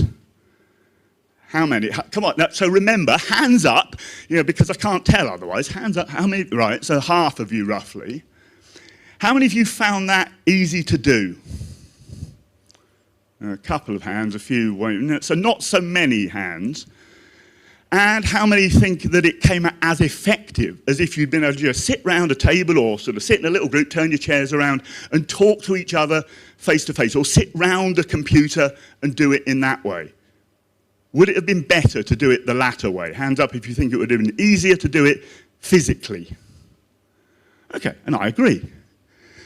And that's actually in cybersecurity, just relating it back to our topic. We talk about the skills that we need to develop amongst the cybersecurity practitioners and the professional. I'll put the phone away because I actually had some notes there. I don't seem to be using them. I'm just rambling. So we talk about these skills that we need to develop for the cybersecurity practitioners. One of the skills that it is indicated quite regularly in the workforce studies that we want cybersecurity professionals to have, and quite often as students they don't have these capabilities or skills initially either, is the ability to communicate, to collaborate, to have those interpersonal interaction skills. And if we're doing it online, then it tends to foster that, well, okay, in some cases it can be self-paced, it can be individual tailored learning, but that actually means in many cases you're not doing something which is engendering that collaboration. And if you want people to work together and to develop those skills that will serve them in the organization, then getting them face-to-face, getting them to need to look at other people, to look at the visual cues that they get when discussing, talking, feedback, that transactional nature, that's far easier to get to happen in a face-to-face situation. You can force some of it online, but it doesn't work as well, okay? And I suppose, just also think about, why are we here? Last year, we did this online. This year, we're all back face-to-face. What does that tell us about the opportunities that we see in doing it one way versus another? And at that point, because everyone has stood up and is looking at me, I'll stop talking now. That's my bit, okay? Thank you. Thank you very much. Don't leave the stage, please. Yeah, because we continue with just the same question as I had for Katja. Short, like 2-3 bullets, ultimate benefits of offline that you consider. Okay, so for me, I think main things are engagement, the opportunity for you to be engaged with the activity, and also attention. It's far easier for me as an educator to get your attention and to ensure I've got your attention in an offline setting, if I can see you, if I can interact with you, than if you're all online with your cameras turned off. Great, thank you very much. Can we please have Katja back in order, yeah, so we're here again. The two of our speakers representing real offline and real online. So my question for you at the moment is, do you think, is it possible to fully automate the cybersecurity training, for example, in the online format, to completely remove interpersonal cooperation in between the teacher or, I don't know, consultant, whoever, and the student, and thus still create a very high-level professional in the field? Anybody who would volunteer to answer first? Yeah, I think Stephen and I are not so far off in our arguments. I think, at least from our perspective, the ideal way is to teach in a hybrid setting, to have some in-class or face-to-face interaction. It's definitely, there's a lot of value in that, and we do believe in that. But I think the future is heading forward, and we need to adopt technology in order to make teaching more effective. And we need to find engaging ways and interesting ways to solve that workforce challenge that the cybersecurity is seeing right now. And I think a very important part to that is to incorporate technology into cybersecurity training. So I suppose, yeah, I mean, I agree with that. And my answer to your question would be, yes, you could automate it to the extent you say, and you would get a result, but it wouldn't necessarily be the optimum result. So you'll have somebody who is trained, but you would have more value by getting the trainer involved and having that opportunity for interaction. Great, thank you very much. The question that is, I would say maybe rather to Stephen, because you have this experience of collecting feedback from your students for the last year and a half. So what is that students missed most in their training during the pandemic when they were forced to go online? And what is that they miss maybe now about their previous 1.5 years of doing completely online? Okay, so I'm pretty sure the thing they missed most was me. No, was other people. The opportunity to interact genuinely with their peers on the program. Yeah, not necessarily so much the academics, but that sense of the learning community, particularly in the university context, because that, for those students last year, many of them, that's what they'd signed up for. They didn't apply for university knowing that COVID was going to be around and prevent them from attending it. Now, as they're transitioning back to campus, and we're in the UK, we're currently still in a bit of a mixed mode, depending on the different universities. But what I think some of them are missing now is the thing that Katja was alluding to. It's the flexibility. It's the fact that previously they could, be attending the session to whatever degree they were participating from their bed, from their home, and maybe at a different time of day if they were doing it, watching the video rather than having to attend a live session.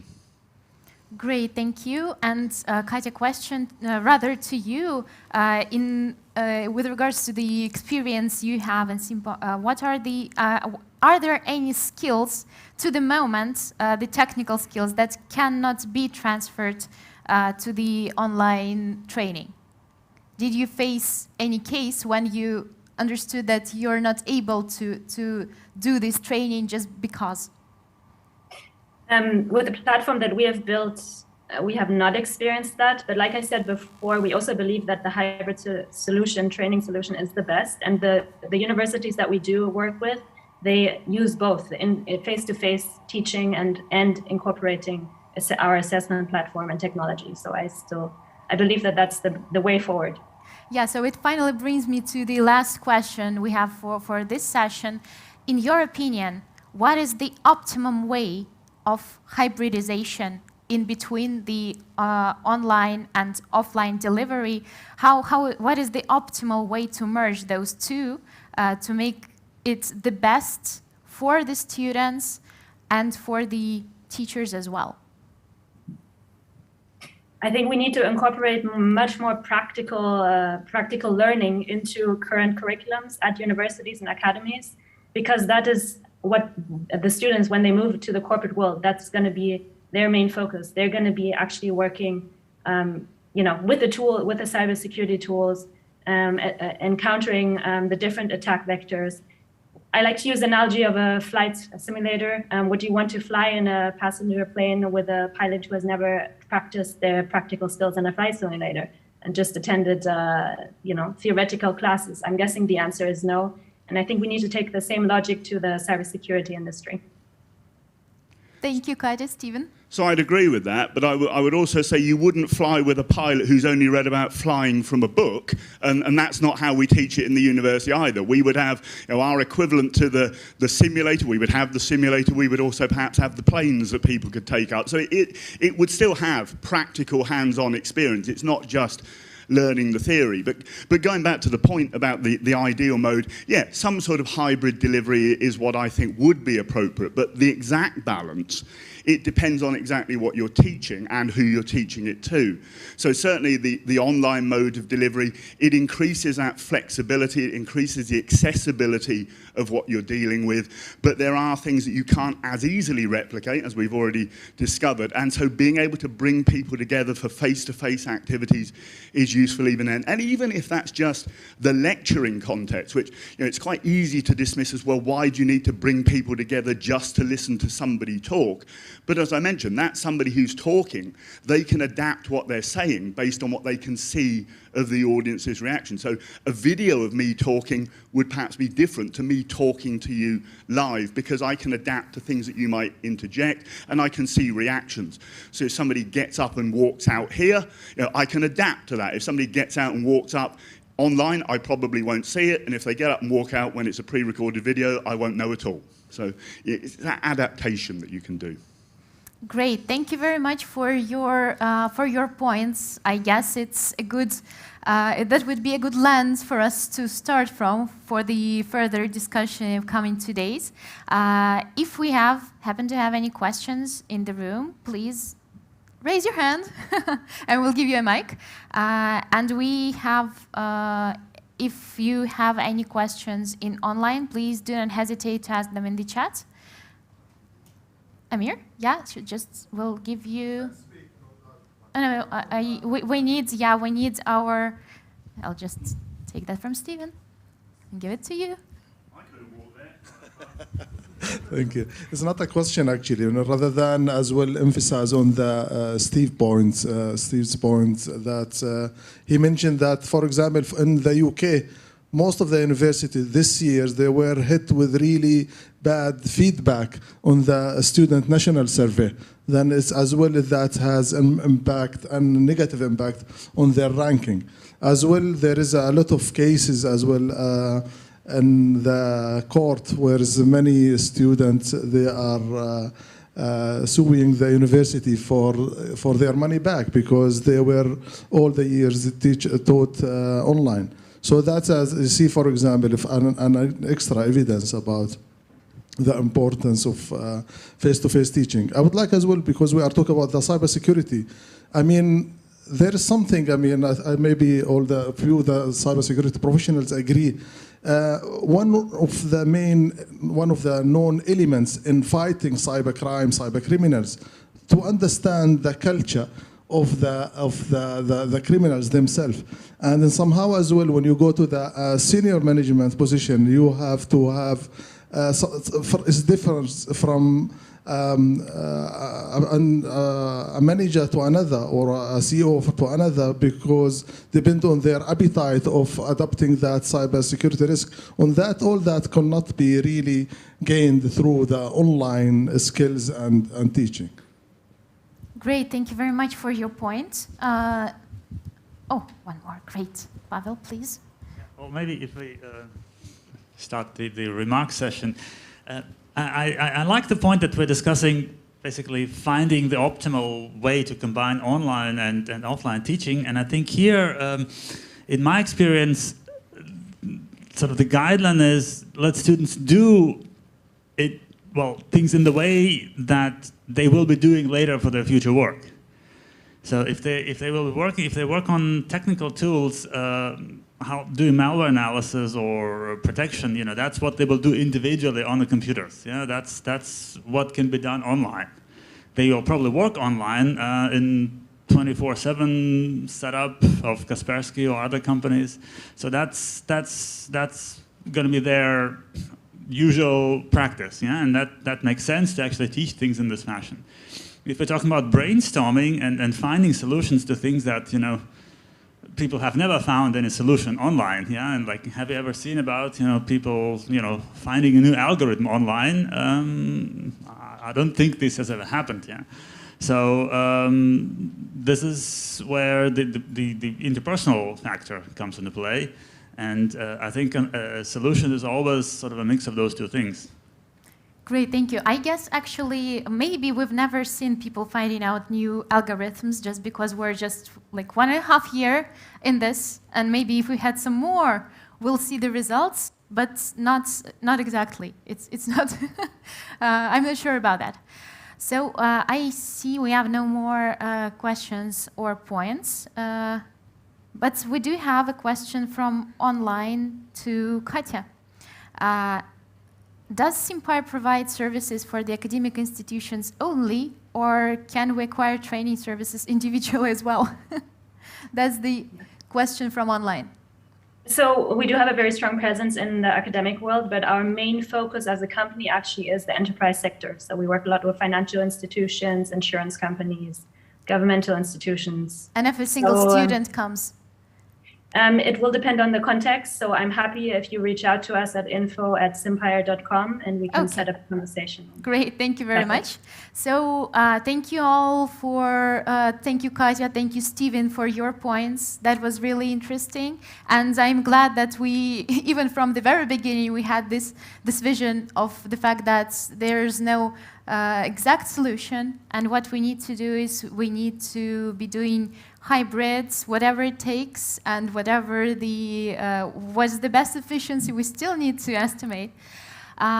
So we're wrapping up this session, and we're going to a break. We'll be back in 20 minutes in our online stream. We're going to show you some videos produced by Kaspersky, thematical ones. And for our offline participants, please, we'll be back in 20 minutes here in the room to continue with the program. Thank you.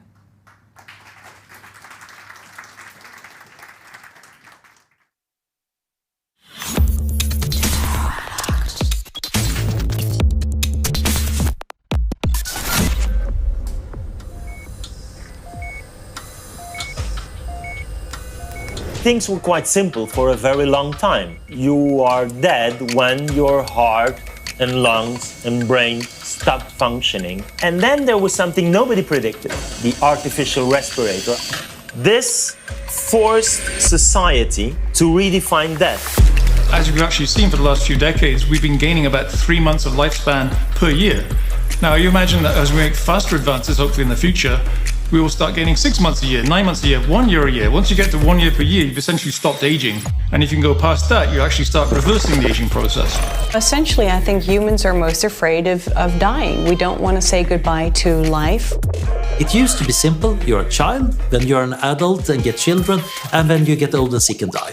Humans have always had the desire to live forever, and people will always do it, and will always find ways of trying to maintain ourselves here and now. At one point, very probably, we will again redefine death because of technology.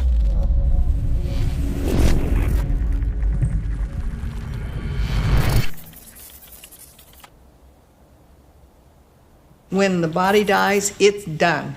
I don't have, grave plot somewhere. I'm not doing any of the things that a person in their 80s should be doing. I'm preparing to live. I'm not preparing to die.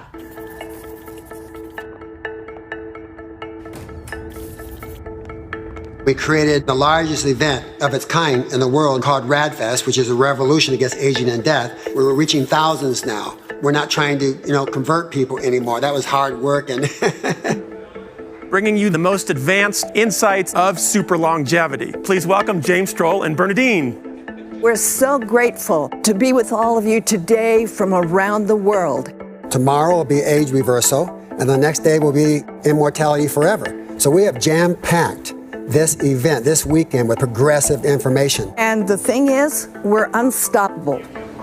We're out to find the people who want to live, build a mass movement in that, and that we feel that will explode into reversing the aging process. Silicon Valley endorsed radical life extension as the next upcoming wave. reversing somebody's age by 25 years. You think that might draw some attention? Living longer is the thing that everyone wants. As investors, I do embrace that. Because what will happen in the next 25, 50 years, for every year you would live on the planet, it's going to be enough advancements to extend your life by another year or so. We'll reach longevity escape velocity. Some people aren't going to make it right now at this point based on their condition that's in their body. So we're friends of the Chronics organization, and of course they're right here in Scottsdale, and we've been over there. It's a very noble cause in itself. Alcor Life Extension Foundation is the world's leading cryonics organization. If you know your time is short, move to Scottsdale area, Arizona, and then we can be there. We can do a standby very effectively. If you know your terminal, well, there's increasing options now. You can actually choose when you die in many states now, which is kind of very useful to us because you can say, okay, 3 weeks on Wednesday, I want you there, I'll be ready. That allows us to actually do a standby. We have what we call a standby team. Literally, they will stand by in the room next to you and wait with all the equipment ready to go. But then within seconds of that, we can begin the procedure.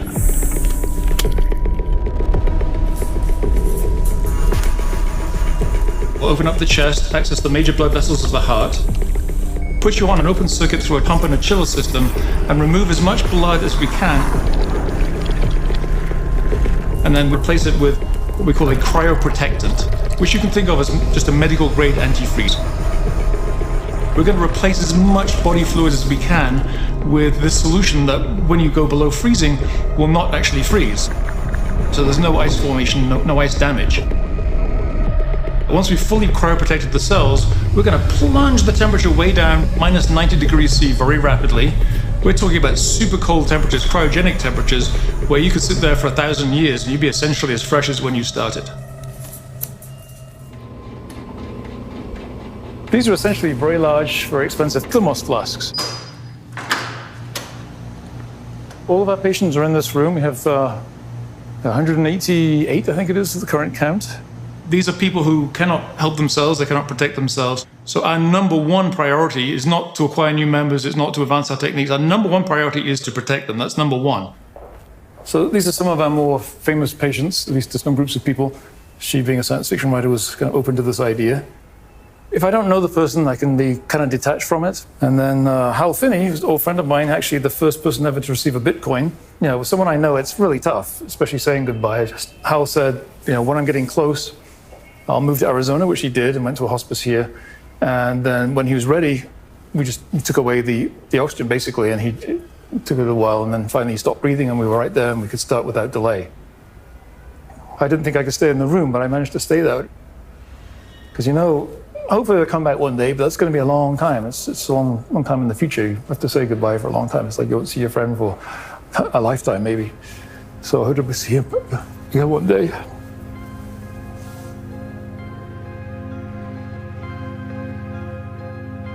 People don't like the idea that you cannot control everything, that you are just subject to things we don't really understand. You may get ill, you may have a traffic accident, you may live up until 98, or you may live until 28.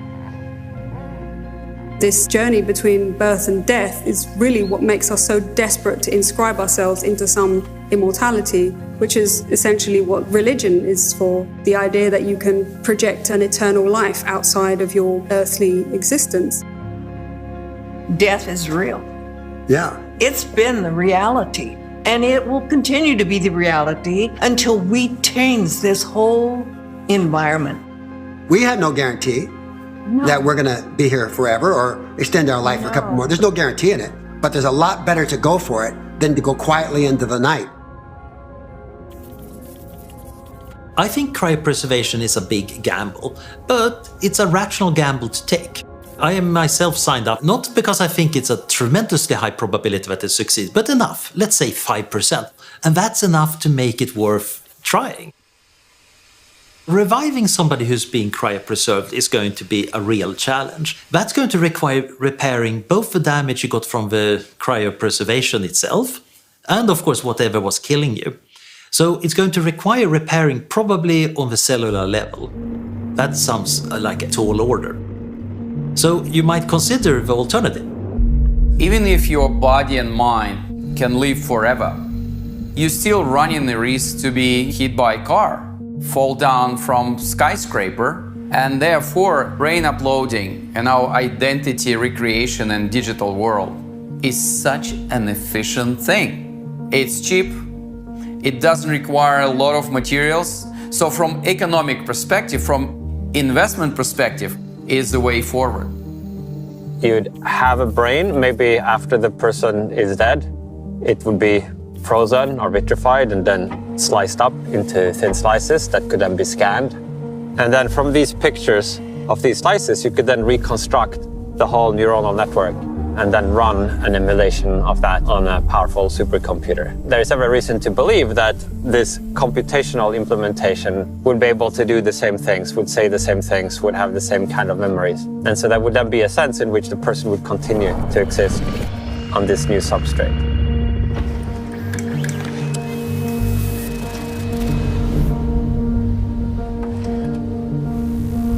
And then there is a problem.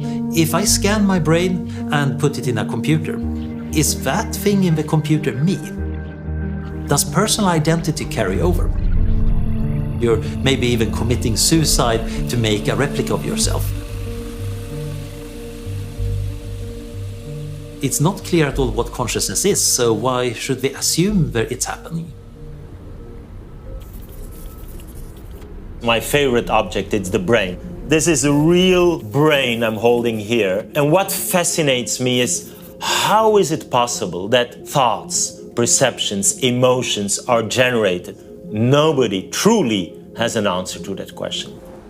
As a physician, you're at the bedside trying to measure the unmeasurable. We can't communicate with people who are so-called comatose, eyes wide open, but yet the mind wide shut. I have a ball and a cup. Look at the ball. Do they feel pain? Do they have thoughts, emotions? Being confronted with families who from one moment to the other lose what is the most important to them, their loved one. It is very clear how important consciousness is. I use MRI and functional MRI and positron emission tomography, high-density EEG, all the machines that we have. I feel like a caveman trying to understand the complexity of the human mind. Some would say this is too complex, and maybe I'm extremely naive, but let's at least try. I'd rather be the guy with a white lab coat and a clipboard standing next to the first attempt at uploading somebody than being the guinea pig. Imagine the situation 300 years from now or so. Okay, the technology works, what do we do? The real question might be actually more on progress. If we imagine meeting somebody from 300 years ago, their views on animal suffering and sexism and homophobia and many other things, they're kind of antediluvian by our standards. I think if you would live infinitely, the whole society would change, love life would change, because you would be married for a person for 500 years, you know, you would perhaps educate yourself for 1,000 years. We're talking about living forever in an environment, okay, that we're all understanding the importance of one another. If you can live 200 years, you're gonna much more value yourself, and in that we'll value each other like we never had before. Eventually, some people are just keeping on biologically living in a youthful way for a very long time, as long as they find their lives interesting. Others make the transition into computers, at which point their life might become much faster and much weirder. If we know that emotions are made by the brain, partly, or made by the body, and we would live without bodies, then what would that mean for having emotions? We might not even yet fully be able to imagine all the positive new things, especially if we're thinking of ways of transforming human nature itself, the human mind, increasing our cognitive and emotional capacities that we just can't currently access with our little puny brains. I'm pretty sure I could write down all this right now that will keep me busy for several thousand years, things I like to learn and do and experience. I don't want to die when nature decides I'm going to die. I want to die when I choose, and I want other people to have that choice too. For me, the virtual reality paradise, that is an infinite library. I want to be able to get all the information, create more information, and add to the common knowledge, to the creative world that we inhabit. You have unique opportunity to be exactly in the point of human evolution when we making a step change to the next level.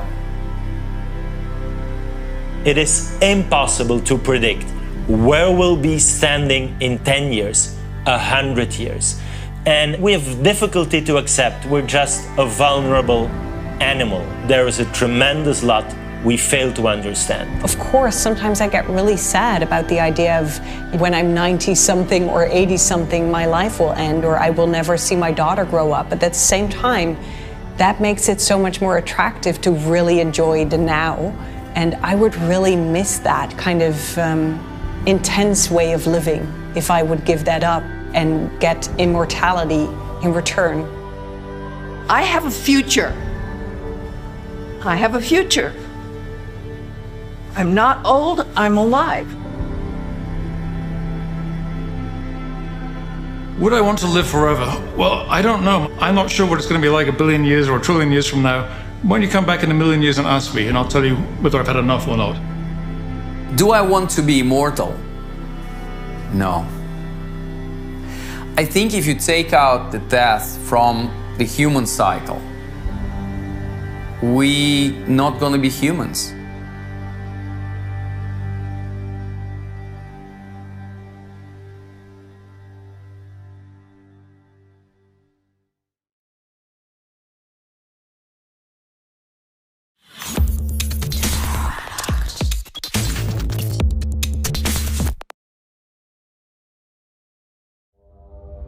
We have seen people that have lost tens of thousands of pounds that are committing suicide.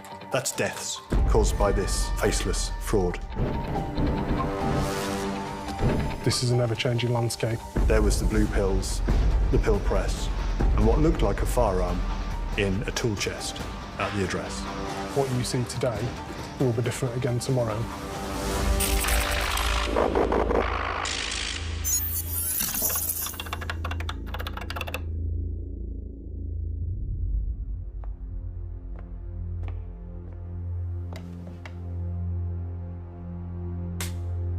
The dark web predominantly is just an interconnected network of computers. It's just anonymized. We're looking at end users not really being visible to other end users. But in truth, it's just computers talking to each other through encryption. It's not unusual. It's just that the dark web, as people define, is this space for criminality. We get an expanding criminal space, and we really lose touch when we're law enforcement because we're not used to that expansion.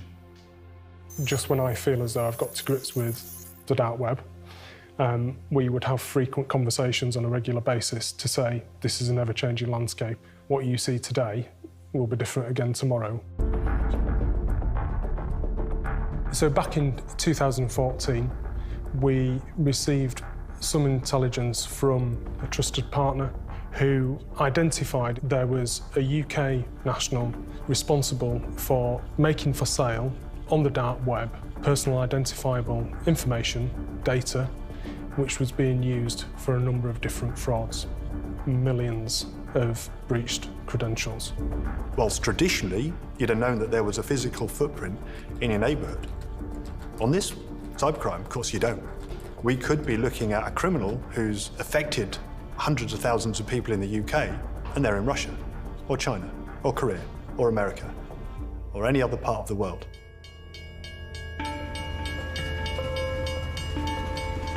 The clear web is a train line, and you buy a ticket to go from A to B, and between A to B, there are a number of different stops. If anybody at any of those stops wants to check your ticket, they know that you've come from A and that you're going to B, and that your last station was this, and that your next station is going to be this. That's the clear web. The dark web would be, you might have a ticket that says A, it might not necessarily say B, and even if it does say B, if someone checked your ticket at any point, it wouldn't say where you'd come from, and it wouldn't say where you were going, and it wouldn't necessarily follow the same route. People are willing to take more risks because they feel safe within that space.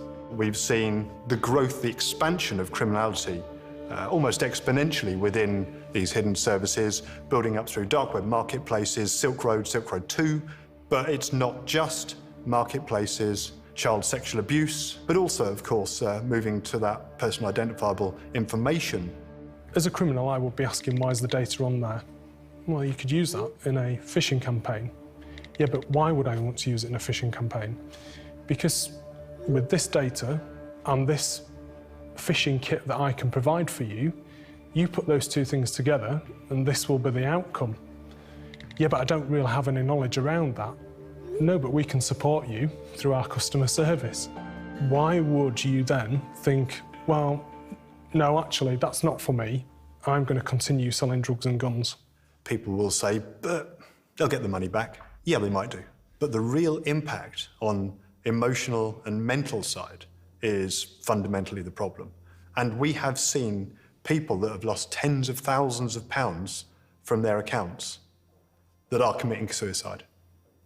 That's deaths caused by this faceless fraud. The investigation team really needed to drive it forwards and look at who the individuals involved were, where they lived, what their finances were, and effectively, did it look like they were the criminals involved? And this is where it honed down to being a Yorkshire-centric crime group, that the information had pointed to them owning a company and using that company to draw in data from individuals. And so the threat at that point was significant. But on the side of that, it brought in the unique identifiers from the dark web from a marketplace called Evolution. And one of the threat actors in this case, the individuals, was believed to be going by the name of DataPro. DataPro had accounts on Evolution and was actively selling national insurance numbers, date of births, names, card numbers, everything that a fraudster would need.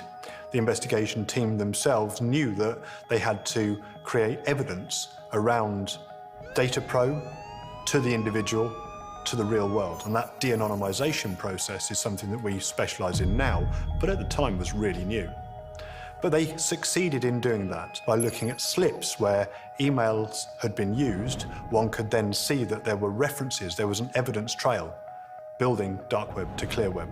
Investigation team went through on the stage 1 warrants and arrested a number of people. Arrest of these people led to seizure of digital devices, not only computers, but also mobile phones. We put the cyber through, and we've picked up some electronics from down here on the search. Okay. We pulled in the USBs, which have come through. They've been packaged at the scene. And then we've managed to get the seizures from there, which are the laptop. And it quickly became clear that actually this criminality had diversified and appeared. Proceed further with our program today. We have still two more talks to go before the lunch break and the end of our live session. And the first person to take the stage now would be Anastasia Kazakova, the Senior Public Affairs Manager at Kaspersky. And we'll talk a bit about the supply chain attacks. Nastya, please. Mike? Oh, yeah. Hello to everyone. My name is short, in an easier form is Nastya. I indeed work as a Senior Public Affairs Manager at Kaspersky. I work with cyber diplomacy, if you know what it is.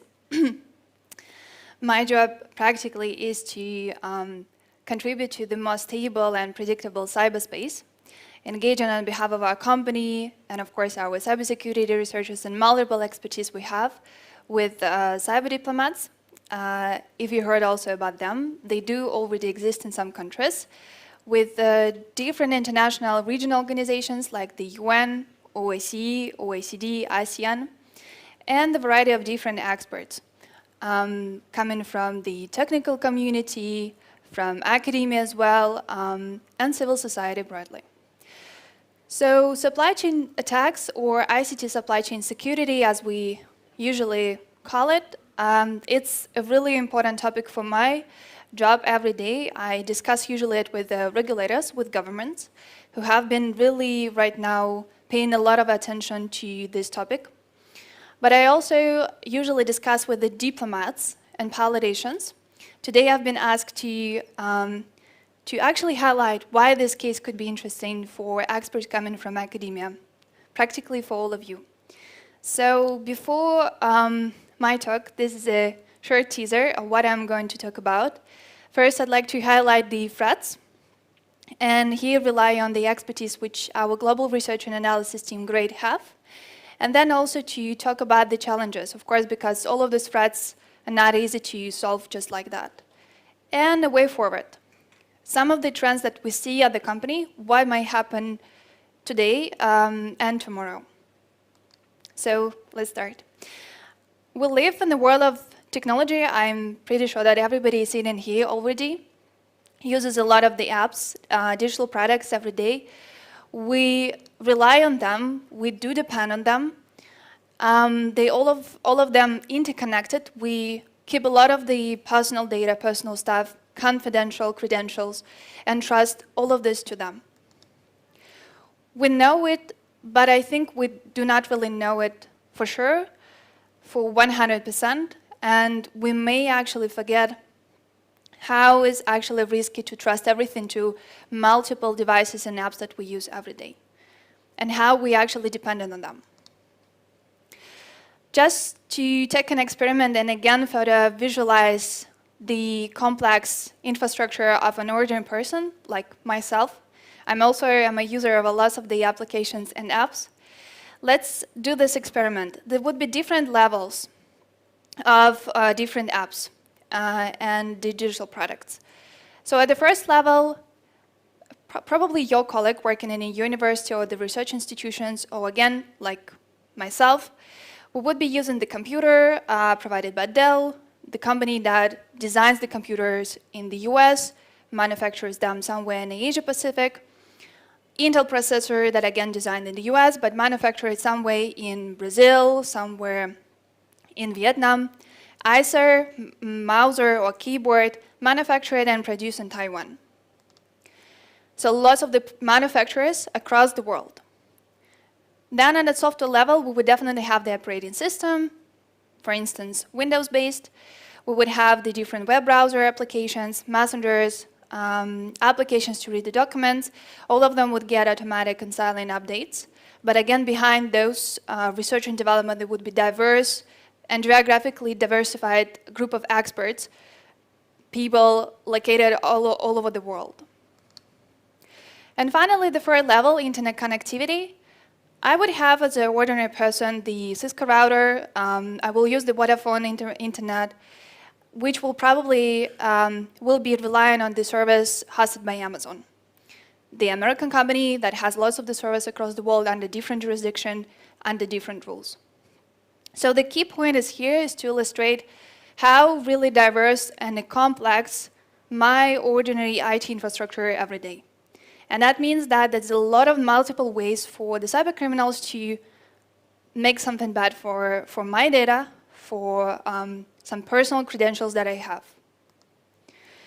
And a key question is how to trust to all of those applications, how to trust to anyone who is behind all of those technological companies if I can't really trust anyone. I don't have actually the 100% silver bullet answer, and I won't have any answer to multiple questions that I will pose later in the presentation. If you ask me, what theoretically could happen? So again, here, there's a classic illustration of the supply chain. It's based on the research that our experts provide. So theoretically, we use the software, and the software now includes lots of the components. The modern software relies on open source and a third-party components. So the vendor usually builds the product, do the assembly, and sign every product with a digital vendor's signature to confirm that it could be trusted. And further, the software is distributed to the multiple users.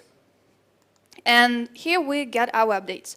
This is the classic illustration how we get updates from Windows operating system with Microsoft Teams and many other applications. So what could theoretically happen? Somewhere at the stage of the assembly of the product, and specifically either to the source code or to the updates that might also change the functionality, the threat actor may insert the malicious code. And of course, it will be difficult to identify this at the same moment. He will also could compromise, or she, compromise the vendor's trusted digital signature, and therefore the malicious code will be further distributed to multiple users across the world, and we might not even know about this. And it's actually a classic example of what has happened multiple times in the past. Users get in malicious updates, backdoors to the network, without even knowing about this, and usually it takes several months after the supply chain operations are revealed. So we usually are told by the information security community, by our IT colleagues, that we do need to install updates, because updates are designed to enhance efficiency of our applications, to fix some bugs, and practically to make the work of our applications and our life better. But at the same time, if we do install updates, then we may become a victim of supply chain operations. And again, the question, how to trust anyone if I can trust anyone? How can I secure my data? How can I secure lots of the personal stuff, be it my everyday life, photos, documents, or the corporate networks? Some of the examples of the supply chain operations, not to be too theoretical and be more practical today, but first we made a question in a poll. So could we use the Menti.com? And I would be really grateful if you share if you know any of those examples of the ICT supply chain attacks. There are 4 examples of them. So I would be really grateful if you go to the Menti.com, you see the code on the screen. It's 48359413, and please share if you know, because some of the supply chain operations mentioned here have been widely covered in the media.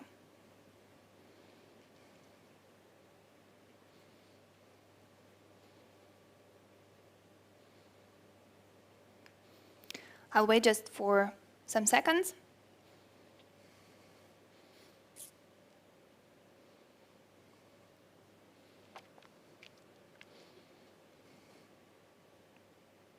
So there are 4 types: CC Cleaner, Shadow Hammer, Shadow Pad, and Sunburst.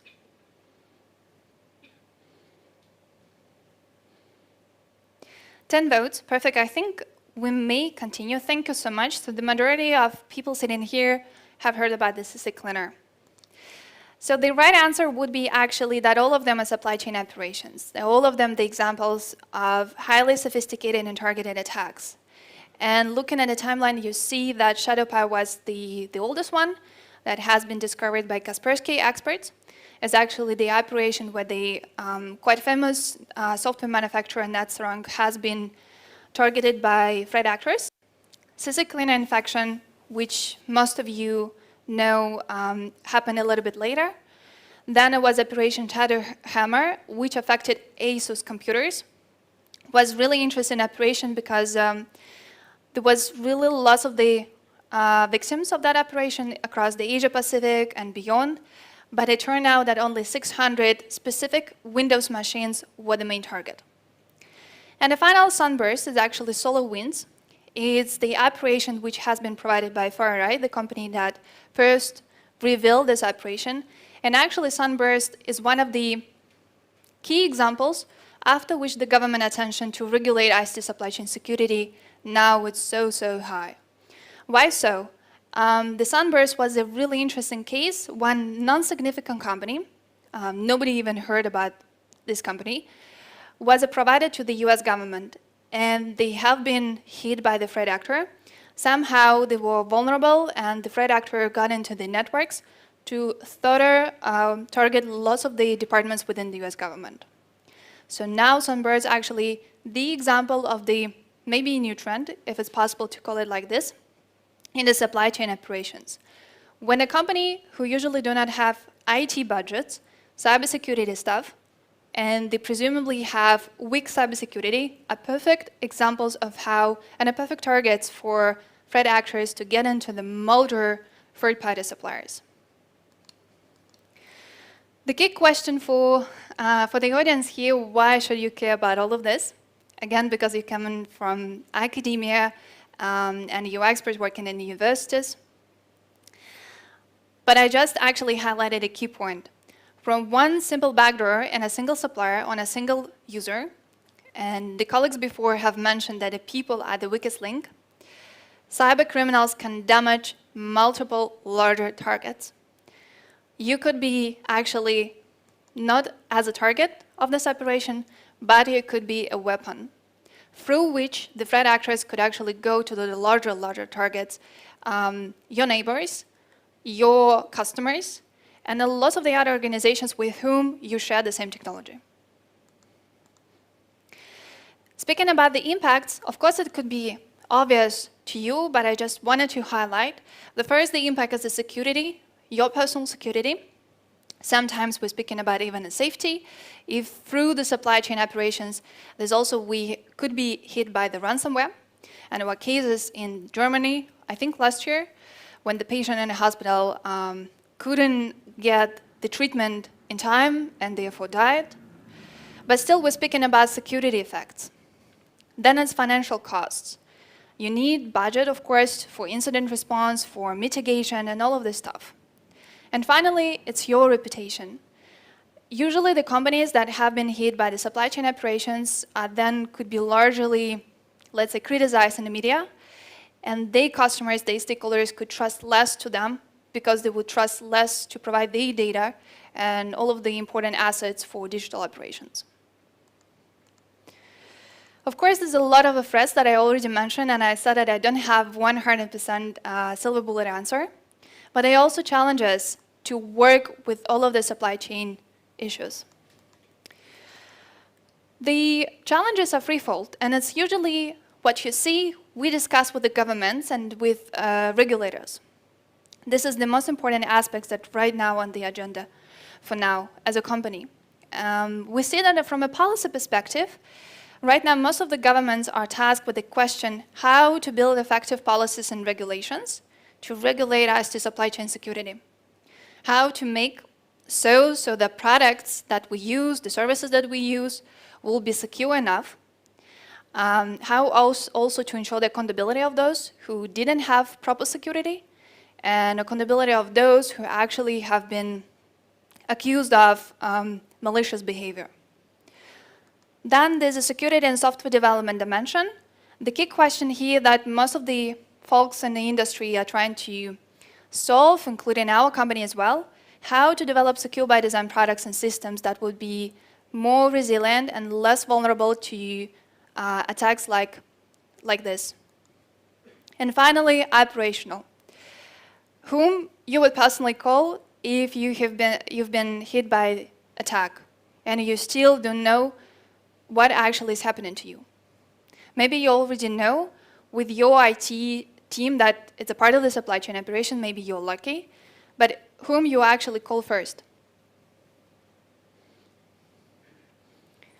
Police? National authority? Your vendor? Most likely it would take lots of the time because none of them would provide you 100% support and assistance. Investigating supply chain operations is really difficult, it's really complex, especially across the border because the impact of the operations that we use globally is the earlier illustrations that I show you. It's really difficult to investigate properly and in time. So one of the key questions, how to effectively investigate these type of the attacks. And a more practical question to most of you, how could you defend yourself, especially if you don't have any resources for that? The key questions you all probably also face is the first of all, okay, I have lots of the apps, I have lots of the digital products, lots of the suppliers, but how can I actually understand what the cybersecurity level, if I can trust them, if I can trust my digital operations to them? Then, of course, most of us do not really have sufficient expertise and the common tools, universal tools, to, in time, make these risk attestations and measure somehow if they could be trusted or not. And finally, how to distinguish a more secure product from a less secure product. We don't know them as consumers. Usually this information has the manufacturers who sell the software, but as consumers we don't know them, and we can't actually have the skills to distinguish between the line of the chain of the products. So information asymmetries that exist on the market is one of the challenges that also governments are trying to fix. What could be the way forward? Practically, I'd like to share right now some of the trends that we as a company see. And there would be the three of them. First, of course, the regulatory compliance that I already mentioned and the regulatory pressure. There have been a lot of the also efforts across the industry and information security community to conceptualize skill set and also the tool of the technical organizational practices for cyber defense. And the third component of third trend would be the capacity building. So unpacking each of them. Speaking of the regulatory pressure, one of the key questions that we're dealing already right now, and we as a company also don't have 100% silver bullet answer, but still, what would be baseline security requirements for software manufacturers and for organizations like hospitals, universities, and many others that do not produce software but need somehow to secure and defend themselves? What in a baseline, given that our resources are limited, what we can do to ensure the optimal security, because absolute security is not possible. If some certifications or labels could help users and customers to distinguish more secure from less secure products is the open question. And if so, on which standards these certifications will be based? If each of the governments will come up with their own standards, how all of the software manufacturers will be able to deal with them, otherwise the cost will come to the shoulders of the users.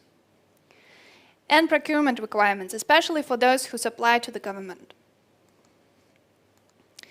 We already see the emergent regulatory approaches across the world. The trendsetter here is the US. There's a lot of executive orders which have been issued this year under the administration of the Biden president. They've been hit by the sunburst that we discussed, and I said as it triggered a lot of the attention by the White House and the regulatory departments. So, but behind the US, there are actually lots of the other jurisdictions where we already see some attempts to regulate technology. And sometimes all of these efforts are not really harmonized, which creates a lot of the risk again to regulate the technology that is still global, still diversified in terms of the manufacturing, production, and distribution. Speaking about the trend number 2, it's about possible strategies for organizations that do not have resources to build cyber defense. So there's some really good technical practices so far which the industry is currently developing. People with whom I work and the regulators with whom we communicate a lot, they ask a key question. What would be successful cyber risk monitoring?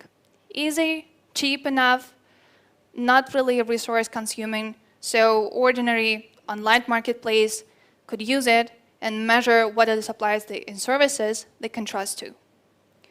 Some of the examples that I listed, supply chain management, threat modeling, procurement processes, more technical as a secure software development framework, which you could already use, and also software bill of materials, which is also the initiative coming from the US, sort of the idea that we would have the list of ingredients looking what are the components the software has. And therefore, like with food, we may understand if those components can be trusted, then we can use the software. So this is the idea coming from the US. We actually, at Kaspersky, have recently announced this BOM for our products. So our customers can request BOM documentation looking what Kaspersky software consists of. But behind technical aspects, there's also some organizational aspects. And I will just share those initiatives where we personally participate in and where we are part of. So one of them is the French government initiative called Paris Call for Trust and Security. I think they bring a lot of the governments across the world, and the US has just recently joined them, but not Russia, but not China yet. And they also included a lot of industry, a lot of academia institutions across the world. They made several working groups, where Kaspersky co-chaired one of them. And for almost 6 months, we have been dealing with the question, how to incentivize different organizations to invest more into security. What actually doesn't work on the market still, and why some of the organizations do not do this. So we issued the report. It's publicly available. The report provides quite easy, user-friendly recommendations what different stakeholder groups, including even end users like myself, could do for now to defend themselves. The other example that I would want to highlight is the OECD publication, also where we contributed, is the publication for OECD member states with a number of the recommendations how to ensure the security of digital products. Really, I would say OECD report is one of the most brilliant examples of the analytical work that could also be really helpful for the academic research. And the final case here, of course, is not the comprehensive list, is the Swiss government initiative called Geneva Dialogue. Here, it unites across 30 industry partners, including us, Microsoft, Cisco, and other companies. We basically discuss what would be top 10 steps which industry partners could implement to reduce vulnerabilities and to build secure by design systems. We issued the report last year, and we're going to do the same this year with a more detailed outlook, but again, hopefully it could be a good food for thought for many academic and policy research as well. And the final trend is the capacity building. I think is one of the necessary elements to help each other in ICT ecosystem. So I will again share what we know for sure, what we do ourselves. It's our cyber capacity building program, which we launched only last year. It's practically the main aim is to have different partners, our customers, other governments, other academia partners, and other companies, so they could have necessary skills how to protect themselves, what they could do sort of to prevent the solar winds happening to them. The program includes 5 sections, which we provide online and offline, and you can see that we even help organizations to do the secure code review and a code phasing. We teach this in 2 parts, and also we provide the evaluating product security outlook, how to do the threat modeling, and help to build sort of do-it-yourself guide to build the vulnerability management and disclosure processes at the organization. The key aim of this program is to help the multiple organizations that do not produce software, do not make hardware, that do not have IT budgets, and actually don't know much about cybersecurity, but have to secure and defend themselves from the ICT supply chain risks. Thank you so much. That's all from my side. Would be happy to answer any questions if you have. Thank you. Nastya, thank you very much. Do we have the questions in the room? Okay, seems like... to the mic. To the mic. No, we have the online, so you have the mic. Nasty, thank you very much for your beautiful presentation. Quick question from my side, just out of my curiosity. Those papers you showed us from OECD and Swiss guys, it's like, is it publicly available? We can simply find it, or you can share it? Or like, what's the way to Yeah, thank you for asking. I could easily share this. This French government paper has been just launched with the Ministry of Foreign Affairs, I think a couple of weeks ago, and all of the others also available. So I just wanted to highlight not just the papers, lengthy 70+ pages papers, but really those examples where we were a part of to produce user-friendly and workable solutions. Would be happy to share. Great, thank you very much. Any other questions? Okay, good. We checked the online. There's no questions as well. So Nastya, thank you very much for your presentation. And I'm happy to pass the stage to the next speaker, who is the senior security researcher in the great team, and at the same moment, the person responsible for all the threat intelligence services that Great provides, Ariel Junheit. Hi. Okay, so we have about 30 minutes before our lunch break. I'll try to make it as interesting and as concise as possible. Few words about me, about what we do, about what I do. So my great colleagues, no pun intended, already introduced the team. Me, myself, I focus on APT threats, everything that has to do with clusters of activity that might be state-sponsored, highly sophisticated, very targeted, very persistent threats. Crimeware, ransomware, other types of threats are not really my focus. There are lately more and more overlaps actually in this area where, like my colleague said, there is like the initial access being bought off crimeware groups and then handed over to APT threats, APT groups. So there is a growing overlap, but still I would be talking more about threat hunting of APT activity. I'm happy to answer any other questions that you might have in this area. So I've been working in other corporations before. My education actually stems back to the Israeli Intelligence Corps. I'm a researcher above all, so I'm not very, it's a bit hard for me to talk about very high-level stuff. I'm more the type of person that does a lot of hands-on activity. Still, part of my job in Kaspersky is managing the APT private reporting feed. So we have a private service where we have customers and they buy our private threat intelligence. And I'm trying to better the service, and that's why I'm always looking at what the competition is doing, how the market develops, and I would like to also share some of my observation in that regard. So, goals of this session, again, like I said, I'm going to give a few brief examples and overview of what the market looks like. What is basically threat research, what is threat intelligence, and gonna sum it up with some advice on how you could implement some systems, basically to protect yourself or hunt for more activity. So we already talked about it, that basically we see a growing trend in the amount of malware that we're facing. Those are numbers, I don't know how exact they are, but still they show a growing, almost exponentially course of how many threats we're seeing, how many threats we're processing each day. The main question that we always ask ourselves is how can we automate it to basically use our limited resources in the highest efficiency possible?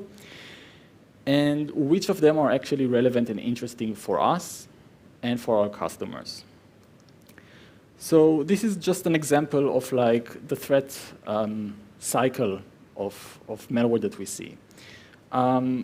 You see that we kind of categorize it into different types of threats. So commodity threats only pass some of those stages, while hacktivism do something else, but APT usually go through the whole cycle, trying to be as much as safe, as much as impactful, and as much as persistent as they can. overview of what we saw in 2021 in regard to the market. So there is a growing interest in ISAC, which is information sharing analysis centers. Different certs gain more traction, so governments get their own organizations that handle all kinds of cyber incident response. There is a huge rise in commercial threat intelligence services available in the market, and we see it increasing year over year. So, for example, if you're part of an organization dealing in automotive manufacturing, you might want to partner up with other even competitors within the same field of market to see what kind of threats they are facing, to exchange information with them and learn from them what might be targeting your organization. The same applies for aviation, for pharmaceuticals. This is a growing trend, and I think it's a very, very important and useful aspect that wasn't that popular in the last years. The downside of this, or let's say the downside, is that organizations don't want to disclose this information. They're afraid that it might hurt their image. This information might get leaked. They don't trust the partners. It might be used against them, and so on and so forth. There is actually a very easy way to just share technical observation with a very limited group of partners and get very, very valuable threat intelligence in return.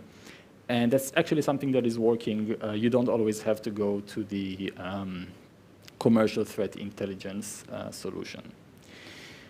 We see more and more customers stepping up their own capabilities. So many organizations are trying to build their own security teams, maybe a SOC, maybe have more and more people working in threat research capacity, trying to search for the upcoming wave of attack, or trying to give more of a broad image of the threats available to the organization and protect it than years before. It's actually great. So whenever we have a customer that have their own solution, not solution, but own group of experts in-house, the communication is so much easier. They know exactly what we're talking about. They can process the information. They can put it to users instantly. I think it's a blessed initiative. There are a lot more tips coming into market. So TIP is like a general term for a threat intelligence platform. We have it, FireEye has it, Microsoft has it, everybody almost has it. Lately, those tips also include more integration of security orchestration. So you see CM data already being fed into the tip. We also have a solution like this. You see sandbox solution in the tip. You see it be more of holistic center rather than just providing you with threat intelligence about specific regions, industries, and so on. Still, even with this growing boom of information exchange and more solutions in the market and the growing expertise of different corporations and companies, there isn't really a single vendor out there that can perfectly cover all of your needs, probably. It's always a struggle that corporations, customers try to figure out which vendor suits me the best. Are we important enough to this vendor? Will they hear our requirements? Would they adapt their products to our requirements? Would they produce threat intelligence that is specific and interesting for us? Would they just spam us with lots of noise? It's something that still many companies are dealing with, and I don't really see any market player that can really cover everything in a very good way. Last point I covered already, basically the more experts you have in-house, the easier it would be for you to also digest the threat intelligence that you might be buying or getting from partners or groups. And I think it's very important to have at least a very small core unit of people in your organization that are working mostly within this capacity. So some general recommendations, and I kind of covered it before. Before you go into market and try to look at what kind of threat intelligence solutions you're interested in, or before you're trying to figure out if you can produce your own, you kind of need to basically check within your house and see which kind of people you have, which kind of skill sets they have, which kind of solutions you have in place within your organization, which kind of data can you actually gather from your own systems, which kind of access do you have to third-party services. If you are a law enforcement agency, you might get free access to all sorts of like massive virus scanners like VirusTotal, for example. If you're in academia, I know there are also all kinds of discounted access to different repositories of either network information or malware analysis, sandbox, and so on. Again, it's mostly looking at the information that you have in hand, the skills that you have in hand, and the kind of requirements that your organization have. So let's talk a bit about like a very high level of how threat research work. And this is a super classic example. This existed before cybersecurity threat intelligence was a thing. You see many different versions of this life cycle, but this is the most basic thing that I see still being true. You have the planning phase, which we kind of discussed. The collection phase, where you're trying to collect relevant information from the different sources you have, trying to process it and trying to make some sort of like contextual information from the dry data that you collected, analyzing and producing actual threat intelligence, which is kind of where the magic happens, and then basically servicing it to your C-level executive, to your threat analysts, to different departments within your organization, gathering feedback, and then going again to the next stage of replanning everything.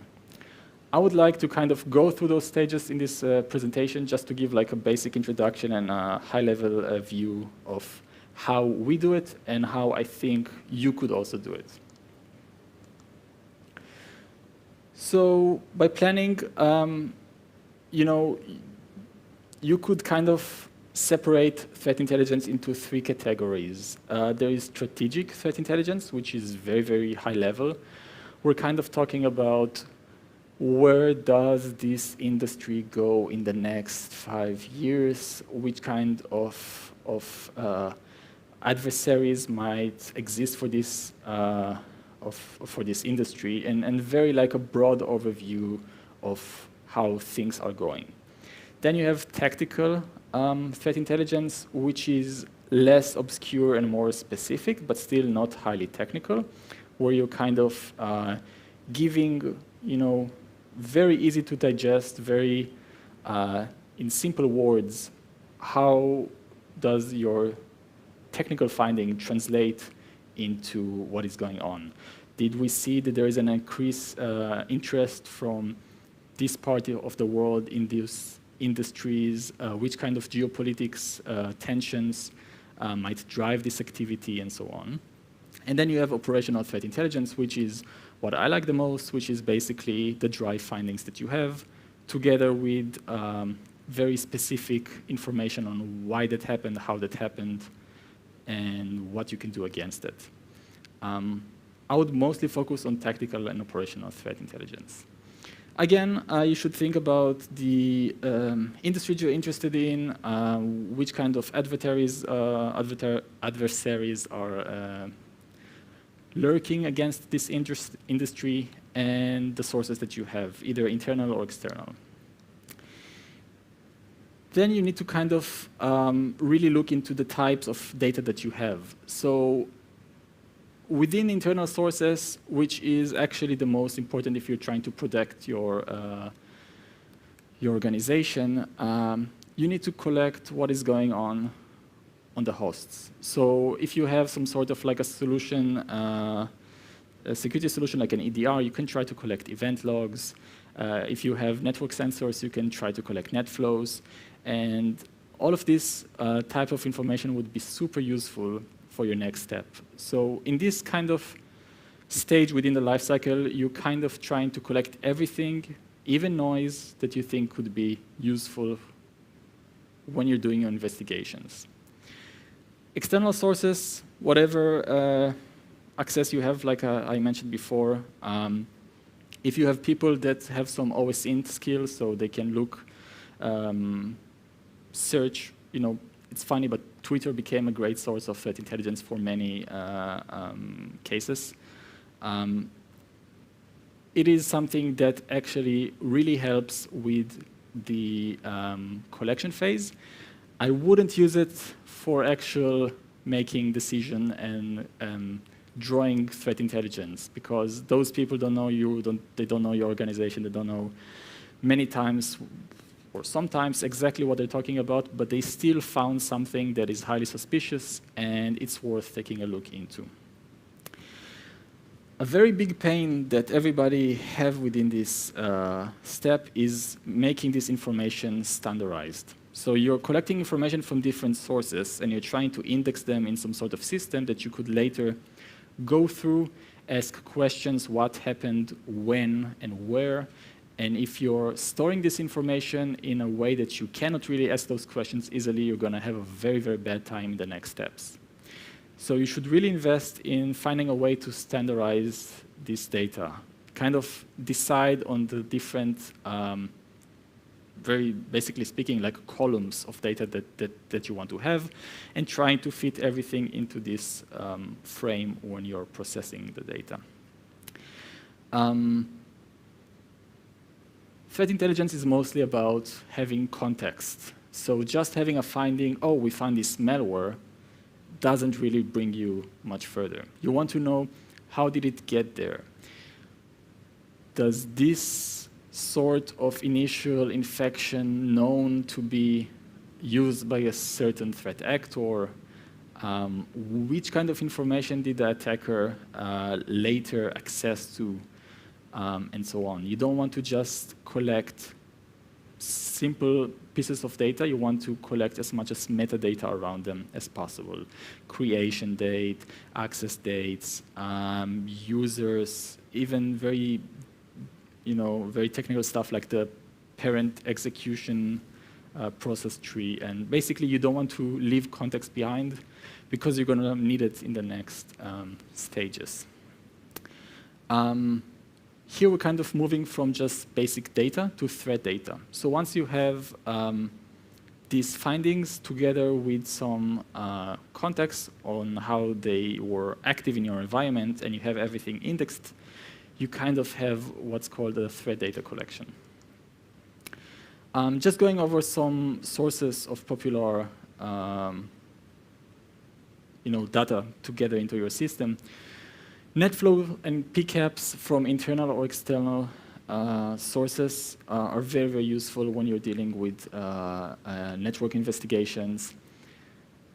Event logs from your EDR solution. Everything external is also commonly used by almost all of the threat intelligence providers out there. And then even just having like an internal sandbox, and some of them are free, like Cuckoo, could really be useful. So if you have an internal sandbox and basically each attachment that you get via email is automatically sent to this sandbox just to see, to get some general idea if it's a malicious sample or not, would prove to be a useful source in the coming stages. Okay, so processing, we kind of spoke about it. In the collection phase, we collect everything, as much as metadata as possible, from as much as sources as we have, with a lot of emphasis on internal sources. Later, we want to kind of get rid of what is not interesting anymore. So if you have duplicate data, if you have known good activity that you can eliminate or filter out, it's going to be a huge relief from the people who's going to be processing this data later on. Gathering like a whitelist of the different files that you always use in your organization, of the operating systems that you have, of different regularly executing tasks that you use within your organization, and taking them out of the data that you collected is going to make it much more readable for whoever is going to be looking at it. Then you're kind of tasked with the job of figuring out how to manipulate this data, how to look into this type of information that you gathered. And when you're doing it, you kind of want to have the ability to ask it simple questions and get simple answers back. So I'm going to show you just what we're using and what is very common within the industry. So MISP, whoever heard about MISP before? Just a small raise of hand. One. Okay, about half of you. That's great. MISP is great. It's a bit painful to learn at the beginning, but once you get rolling with it, it's super useful. Basically, you can throw the data you collected into it, either from an incident response that you did or from a small investigation you're doing. And then you can share this data with other MISP other organizations that have MISP, and see if there is any correlation in some of the indicators. Or you can also correlate it within yourself. So if you have past incidents and then you see that the same email address came again, the same file, you're going to get this very nice graph that's going to show you basically where things intersected. OpenCTI is kind of more advanced. It's I think it's a French solution. It's a beautiful framework where you can get a bit more specific within how the activity played out. So you can actually build these very complex graphs of attributing a certain actor to certain tools and certain industries, and it's kind of a step up from just using MISP, or it can actually integrate with MISP and you can have a very great all-in-one solution. And then lastly, we use the Hive. Anybody heard about that? My colleagues in the back and some other people. This is technically an incident response platform where you're kind of handling cases. And each case you put all kinds of indicators or like data that you collected, threat data, and then you can have automatic processing of this data to go out to look for it in Twitter, to go out to look for it in views total, and even just send it to your local cuckoo or whatever. We use it, instead of doing threat intelligence, we use it, incident response, we use it for threat intelligence purposes, and it's great, I really like it. Okay, and the last step that I'm actually gonna cover is the analysis or production of the actual threat intelligence. So again, this is kind of where the magic happens. How do you turn this information that you're seeing into sort of a product that somebody else could actually open and understand what happened and make decisions based on that? You should really think about who is going to read it. Are you talking to some C-level executive who doesn't really care about the very, very techie stuff, or are you going to give it to your analyst or to your incident response team to actually act on it and protect from the next wave? I think doing both is great. We just start the first page and the last page with a very high overview of the information that we have, and then we put the technical information in the middle. So everybody can find their own section within these documents. Correlation between your findings and what is already known in the market is super useful. If you have access to some sort of a threat intelligence provider and you can search for those indicators, you might find that those specific findings were already used, which is going to give you a very, very good indicator that you're dealing with a specific set of known activity, a campaign, and so on. Or you might look at it in a more broad, high level of like, what are the procedures and techniques that the attacker used? Did they use like spear phishing emails with a specific attachment? Is it always documents? Is it link files? If you're kind of taking these findings into a more abstract level and then matching it to the abstract level of information gathered from past threat intelligence reports, you might find a lot of overlap, which might tell you that this might be the same actor or the same group of actors. There's actually a new standard that really got popular in the last couple of years, and that's MITRE. Who heard about MITRE Attack? Okay, so not all of you. MITRE Attack came to the market to kind of build some standardization around how basically cybersecurity findings could be, categorized. So they have a library of TTPs, which basically, like I said, kind of procedures that the attacker went through. In crimeware or ransomware specifically, many ransomware attackers first go to delete backups. So something that they do might be looking for the Windows recovery option before they're actually trying to make any damage or before they're trying to exfiltrate data out. This is a known TTP, which is marked within MITRE, so you can actually select it when you're doing your investigation. Then they might use, we talked a bit about exfiltration methods and how we can block them. Many of them use BITS, so Microsoft BITS, which is a legitimate service that the operating system use. They abuse it to send their own data. So that's another TTP that you can mark. And then after you go through the whole processing and doing the analysis, you're left with some sort of like a table that is categorized by the initial access, the lateral movement, the data exfiltration, and within each of those categories you have different checkboxes that you marked. If you take this final product and you compare it to what's already known out there, you might find an overlap that's going to really move you further in your investigative efforts. The most popular final product that is still used today is an intelligence report, like I said.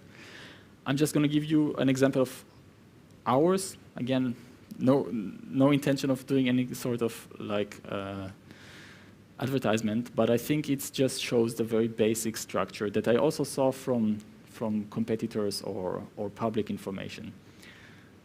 A very simple title that is super informative. Which actor did what and who was targeted. Then some very fast bullet points for the C-level analysts or executives. The idea here is that you can catch a elevator ride with a person and you can just give him those bullet points and basically he wouldn't miss out any important information from your investigation. Then there are the TTPs, which I mentioned. There are the standard TTPs, the MITRE TTPs, which is becoming more of a broad standard within the industry. And there are TTPs that you might have for your organization or stuff that you want to always take a look at that is interesting specifically for you. And in this case, we have our own template. We always look at the type of infrastructure they use, the infection vector they use, implants or malware basically they use, and who was the victim. And then we have basically deep analysis of the threats for two reasons, or even more. But we want the reader, if there is any technical people in the audience, that they can take their own conclusions from it. They can take a look at it and see, okay, that's something that I should take a look at because we are also might be hit with it because we have PowerShell enabled in our environment, for example. And second, to gain trust. Basically, why should you trust me when I'm writing to you that this and this happened if I don't give you the evidence? there is a lot of logical fallacies that you can fall into when you're dealing with threat intelligence. And basically, by giving the evidence to the reader, you kind of minimize it as much as possible. Lastly, indicator of compromise and signatures, Yara signatures, Suricata signatures for network. Those are tools and a byproduct or a main product for some organizations that they can use within their systems to check for the same activity or to hunt for similar activity. To sum it up, basically, this is how the whole process should look like. It's kind of like an inverted pyramid. You start with a lot of raw data, including noise, including stuff that you might not care about, but is important, might be important in next stages. You try to normalize it, try to remove duplicates, remove stuff that you think couldn't be a threat to your organization. Then you're trying to kind of create some information out of it. You try to focus more on specific type of activity that you might want to put in a platform where you can kind of query the data like MISP, like OpenCTI, the Hive, and so on. And lastly, once you go through the investigation process and you note down your findings, you can come up with a final product, which would be actionable, like I said, a report. Gives all the information, gives the technical data, gives a high-level overview of what you saw, that you can put it forward to the next person reading it, but you should also keep it for yourself for future reference. It's always nice to kind of sum up everything with some general recommendations. So if you want to take anything from this presentation, this might be it. Threat intelligence is super important to kind of anticipate upcoming threats and weak spots that you might have in your organization. The most common tool, and that's what I'm gonna be talking about in tomorrow's workshop, is Yara rules. It's like the Swiss knife of detection. It can search for patterns within everything, within files, within network captures. And by having this kind of detections in place that you created yourself from your investigation and organization, and you buy or get from other vendors, you can find really interesting stuff. And if you have access to an open source pool of information like VirusTotal, you can use it to anticipate the next wave of attacks, which is exactly what we do in Great. Using those findings, the TTPs, and correlating them with all the activity that you know and activity that you got from your partners might actually save you from your next, or at least kind of minimize the damage that could be done by the next compromise. And with that, I'll open for questions. Thank you, Ariel. Any questions we might have in the audience? Yeah, please, Pavel. Sorry for being like the main questionnaire in this audience. Thanks for an excellent presentation. I'm wondering, when you talk about MITRE, you mentioned that it's kind of becoming an industry standard. And from what I understand, it is kind of a simplistic representation of of activity. Of activities, yeah, in this hierarchy of threats, tactics, and procedures, whereas all of them are kept mostly at the textual level. Yes, yeah, exactly. So even procedure is basically a plain text description of what people have found. So why do you think is it sufficient for claiming to be a real threat intelligence, especially compared to That's a great question. deeper structure that you showed us in the approach that is taken in your company? That is a great question. Well, I think by itself, it's not enough.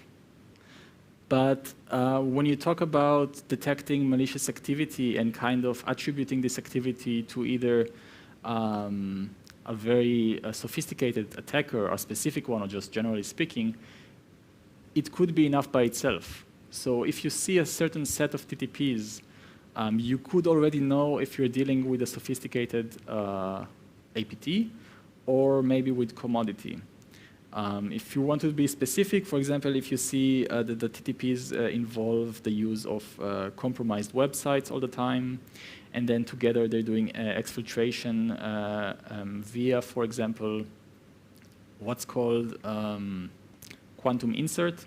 So if you see that the attacker have the ability to exfiltrate information on the ISP level, rather than going to specific domains or IPs, then you know that you're dealing with something very serious. And to be a bit more specific, we saw a Chinese-speaking threat actor that had a IP generation algorithm in the malware, which means they basically generate the C2s that they're going to connect back to on the fly. And the pool of IP was huge. It was like a /8 or something like this. And it's impossible that any normal entity could be able to listen on all of those IPs and anticipate which one would be used. Basically, before, the way that they generate it is completely, not completely, but it's very good pseudo-random that there is no way that they could actually anticipate it. So if you see a TTP that says that different aspect of the intrusion lifecycle was very sophisticated, you already know that you're dealing with something very important, maybe. And while this by itself might not be help you to actually, find the specific artifacts in your environment because you don't have IOCs, you just have textual representation of what happened, at least it would give you some indication. But what I'm wondering in this respect is whether one can really describe or infer those textual descriptions from the myriad of potential things that one could be observing in any kind of reliable way. That is a challenge. These procedures at the lowest level generation is sort of the basic information quantum in a MITRE system. That is exactly the challenge of threat intelligence, taking these basic findings and what you saw and kind of making them abstract but accurate into some sort of text. And if you look back at MITRE, we're now at V10, I think. If you go back to V7, there was no sub-techniques. It was even more vague. And if you go back, you see how it developed from being something that is very generic to being more and more specific. And yes, if we go too specific, again, we kind of lose the idea behind it. But yes, that's exactly the challenge. Okay, thank you. Thank you. Just another question, second. Benedict, please. Thank you. So you talked a lot about threat intelligence sharing and different platforms for that.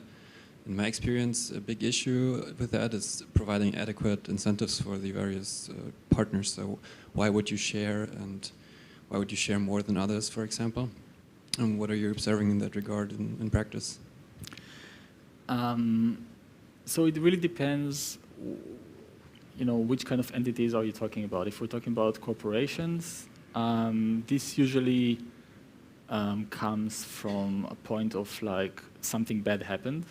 And it could be like in retrospective after looking at the publications and findings going online, multiple corporations understood that they were all affected by it, but maybe at a certain point, different points in time. And if the first victim would have disclosed it to the rest, he could have saved them. And the next time they might have been saved by the other. Of course, it's difficult because, again, you need to have very good trust in your competitors that they're not going to use this information against you, that they're not going to make assumptions that you got hacked, basically. It could be that you were just targeted. And that's what I mean by sharing information in, let's say, a safe way. It might very well be that they hit your honeypot or that nobody clicked on the malicious email, and just sharing this type of information is still useful. And if you, as an organization, are afraid of it, you can just, carefully share what you're confident with, and just, maybe the first stages of the attack might be enough information to share. But yes, it doesn't work if not everybody is sharing. Okay, thank you. Thank you. Any other questions? Okay, I see that we have no more of those. So Ariel, thank you very much. Thank you.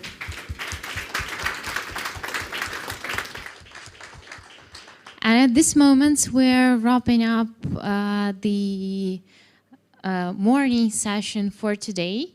I'd like to thank you all for joining us physically or online in our live stream.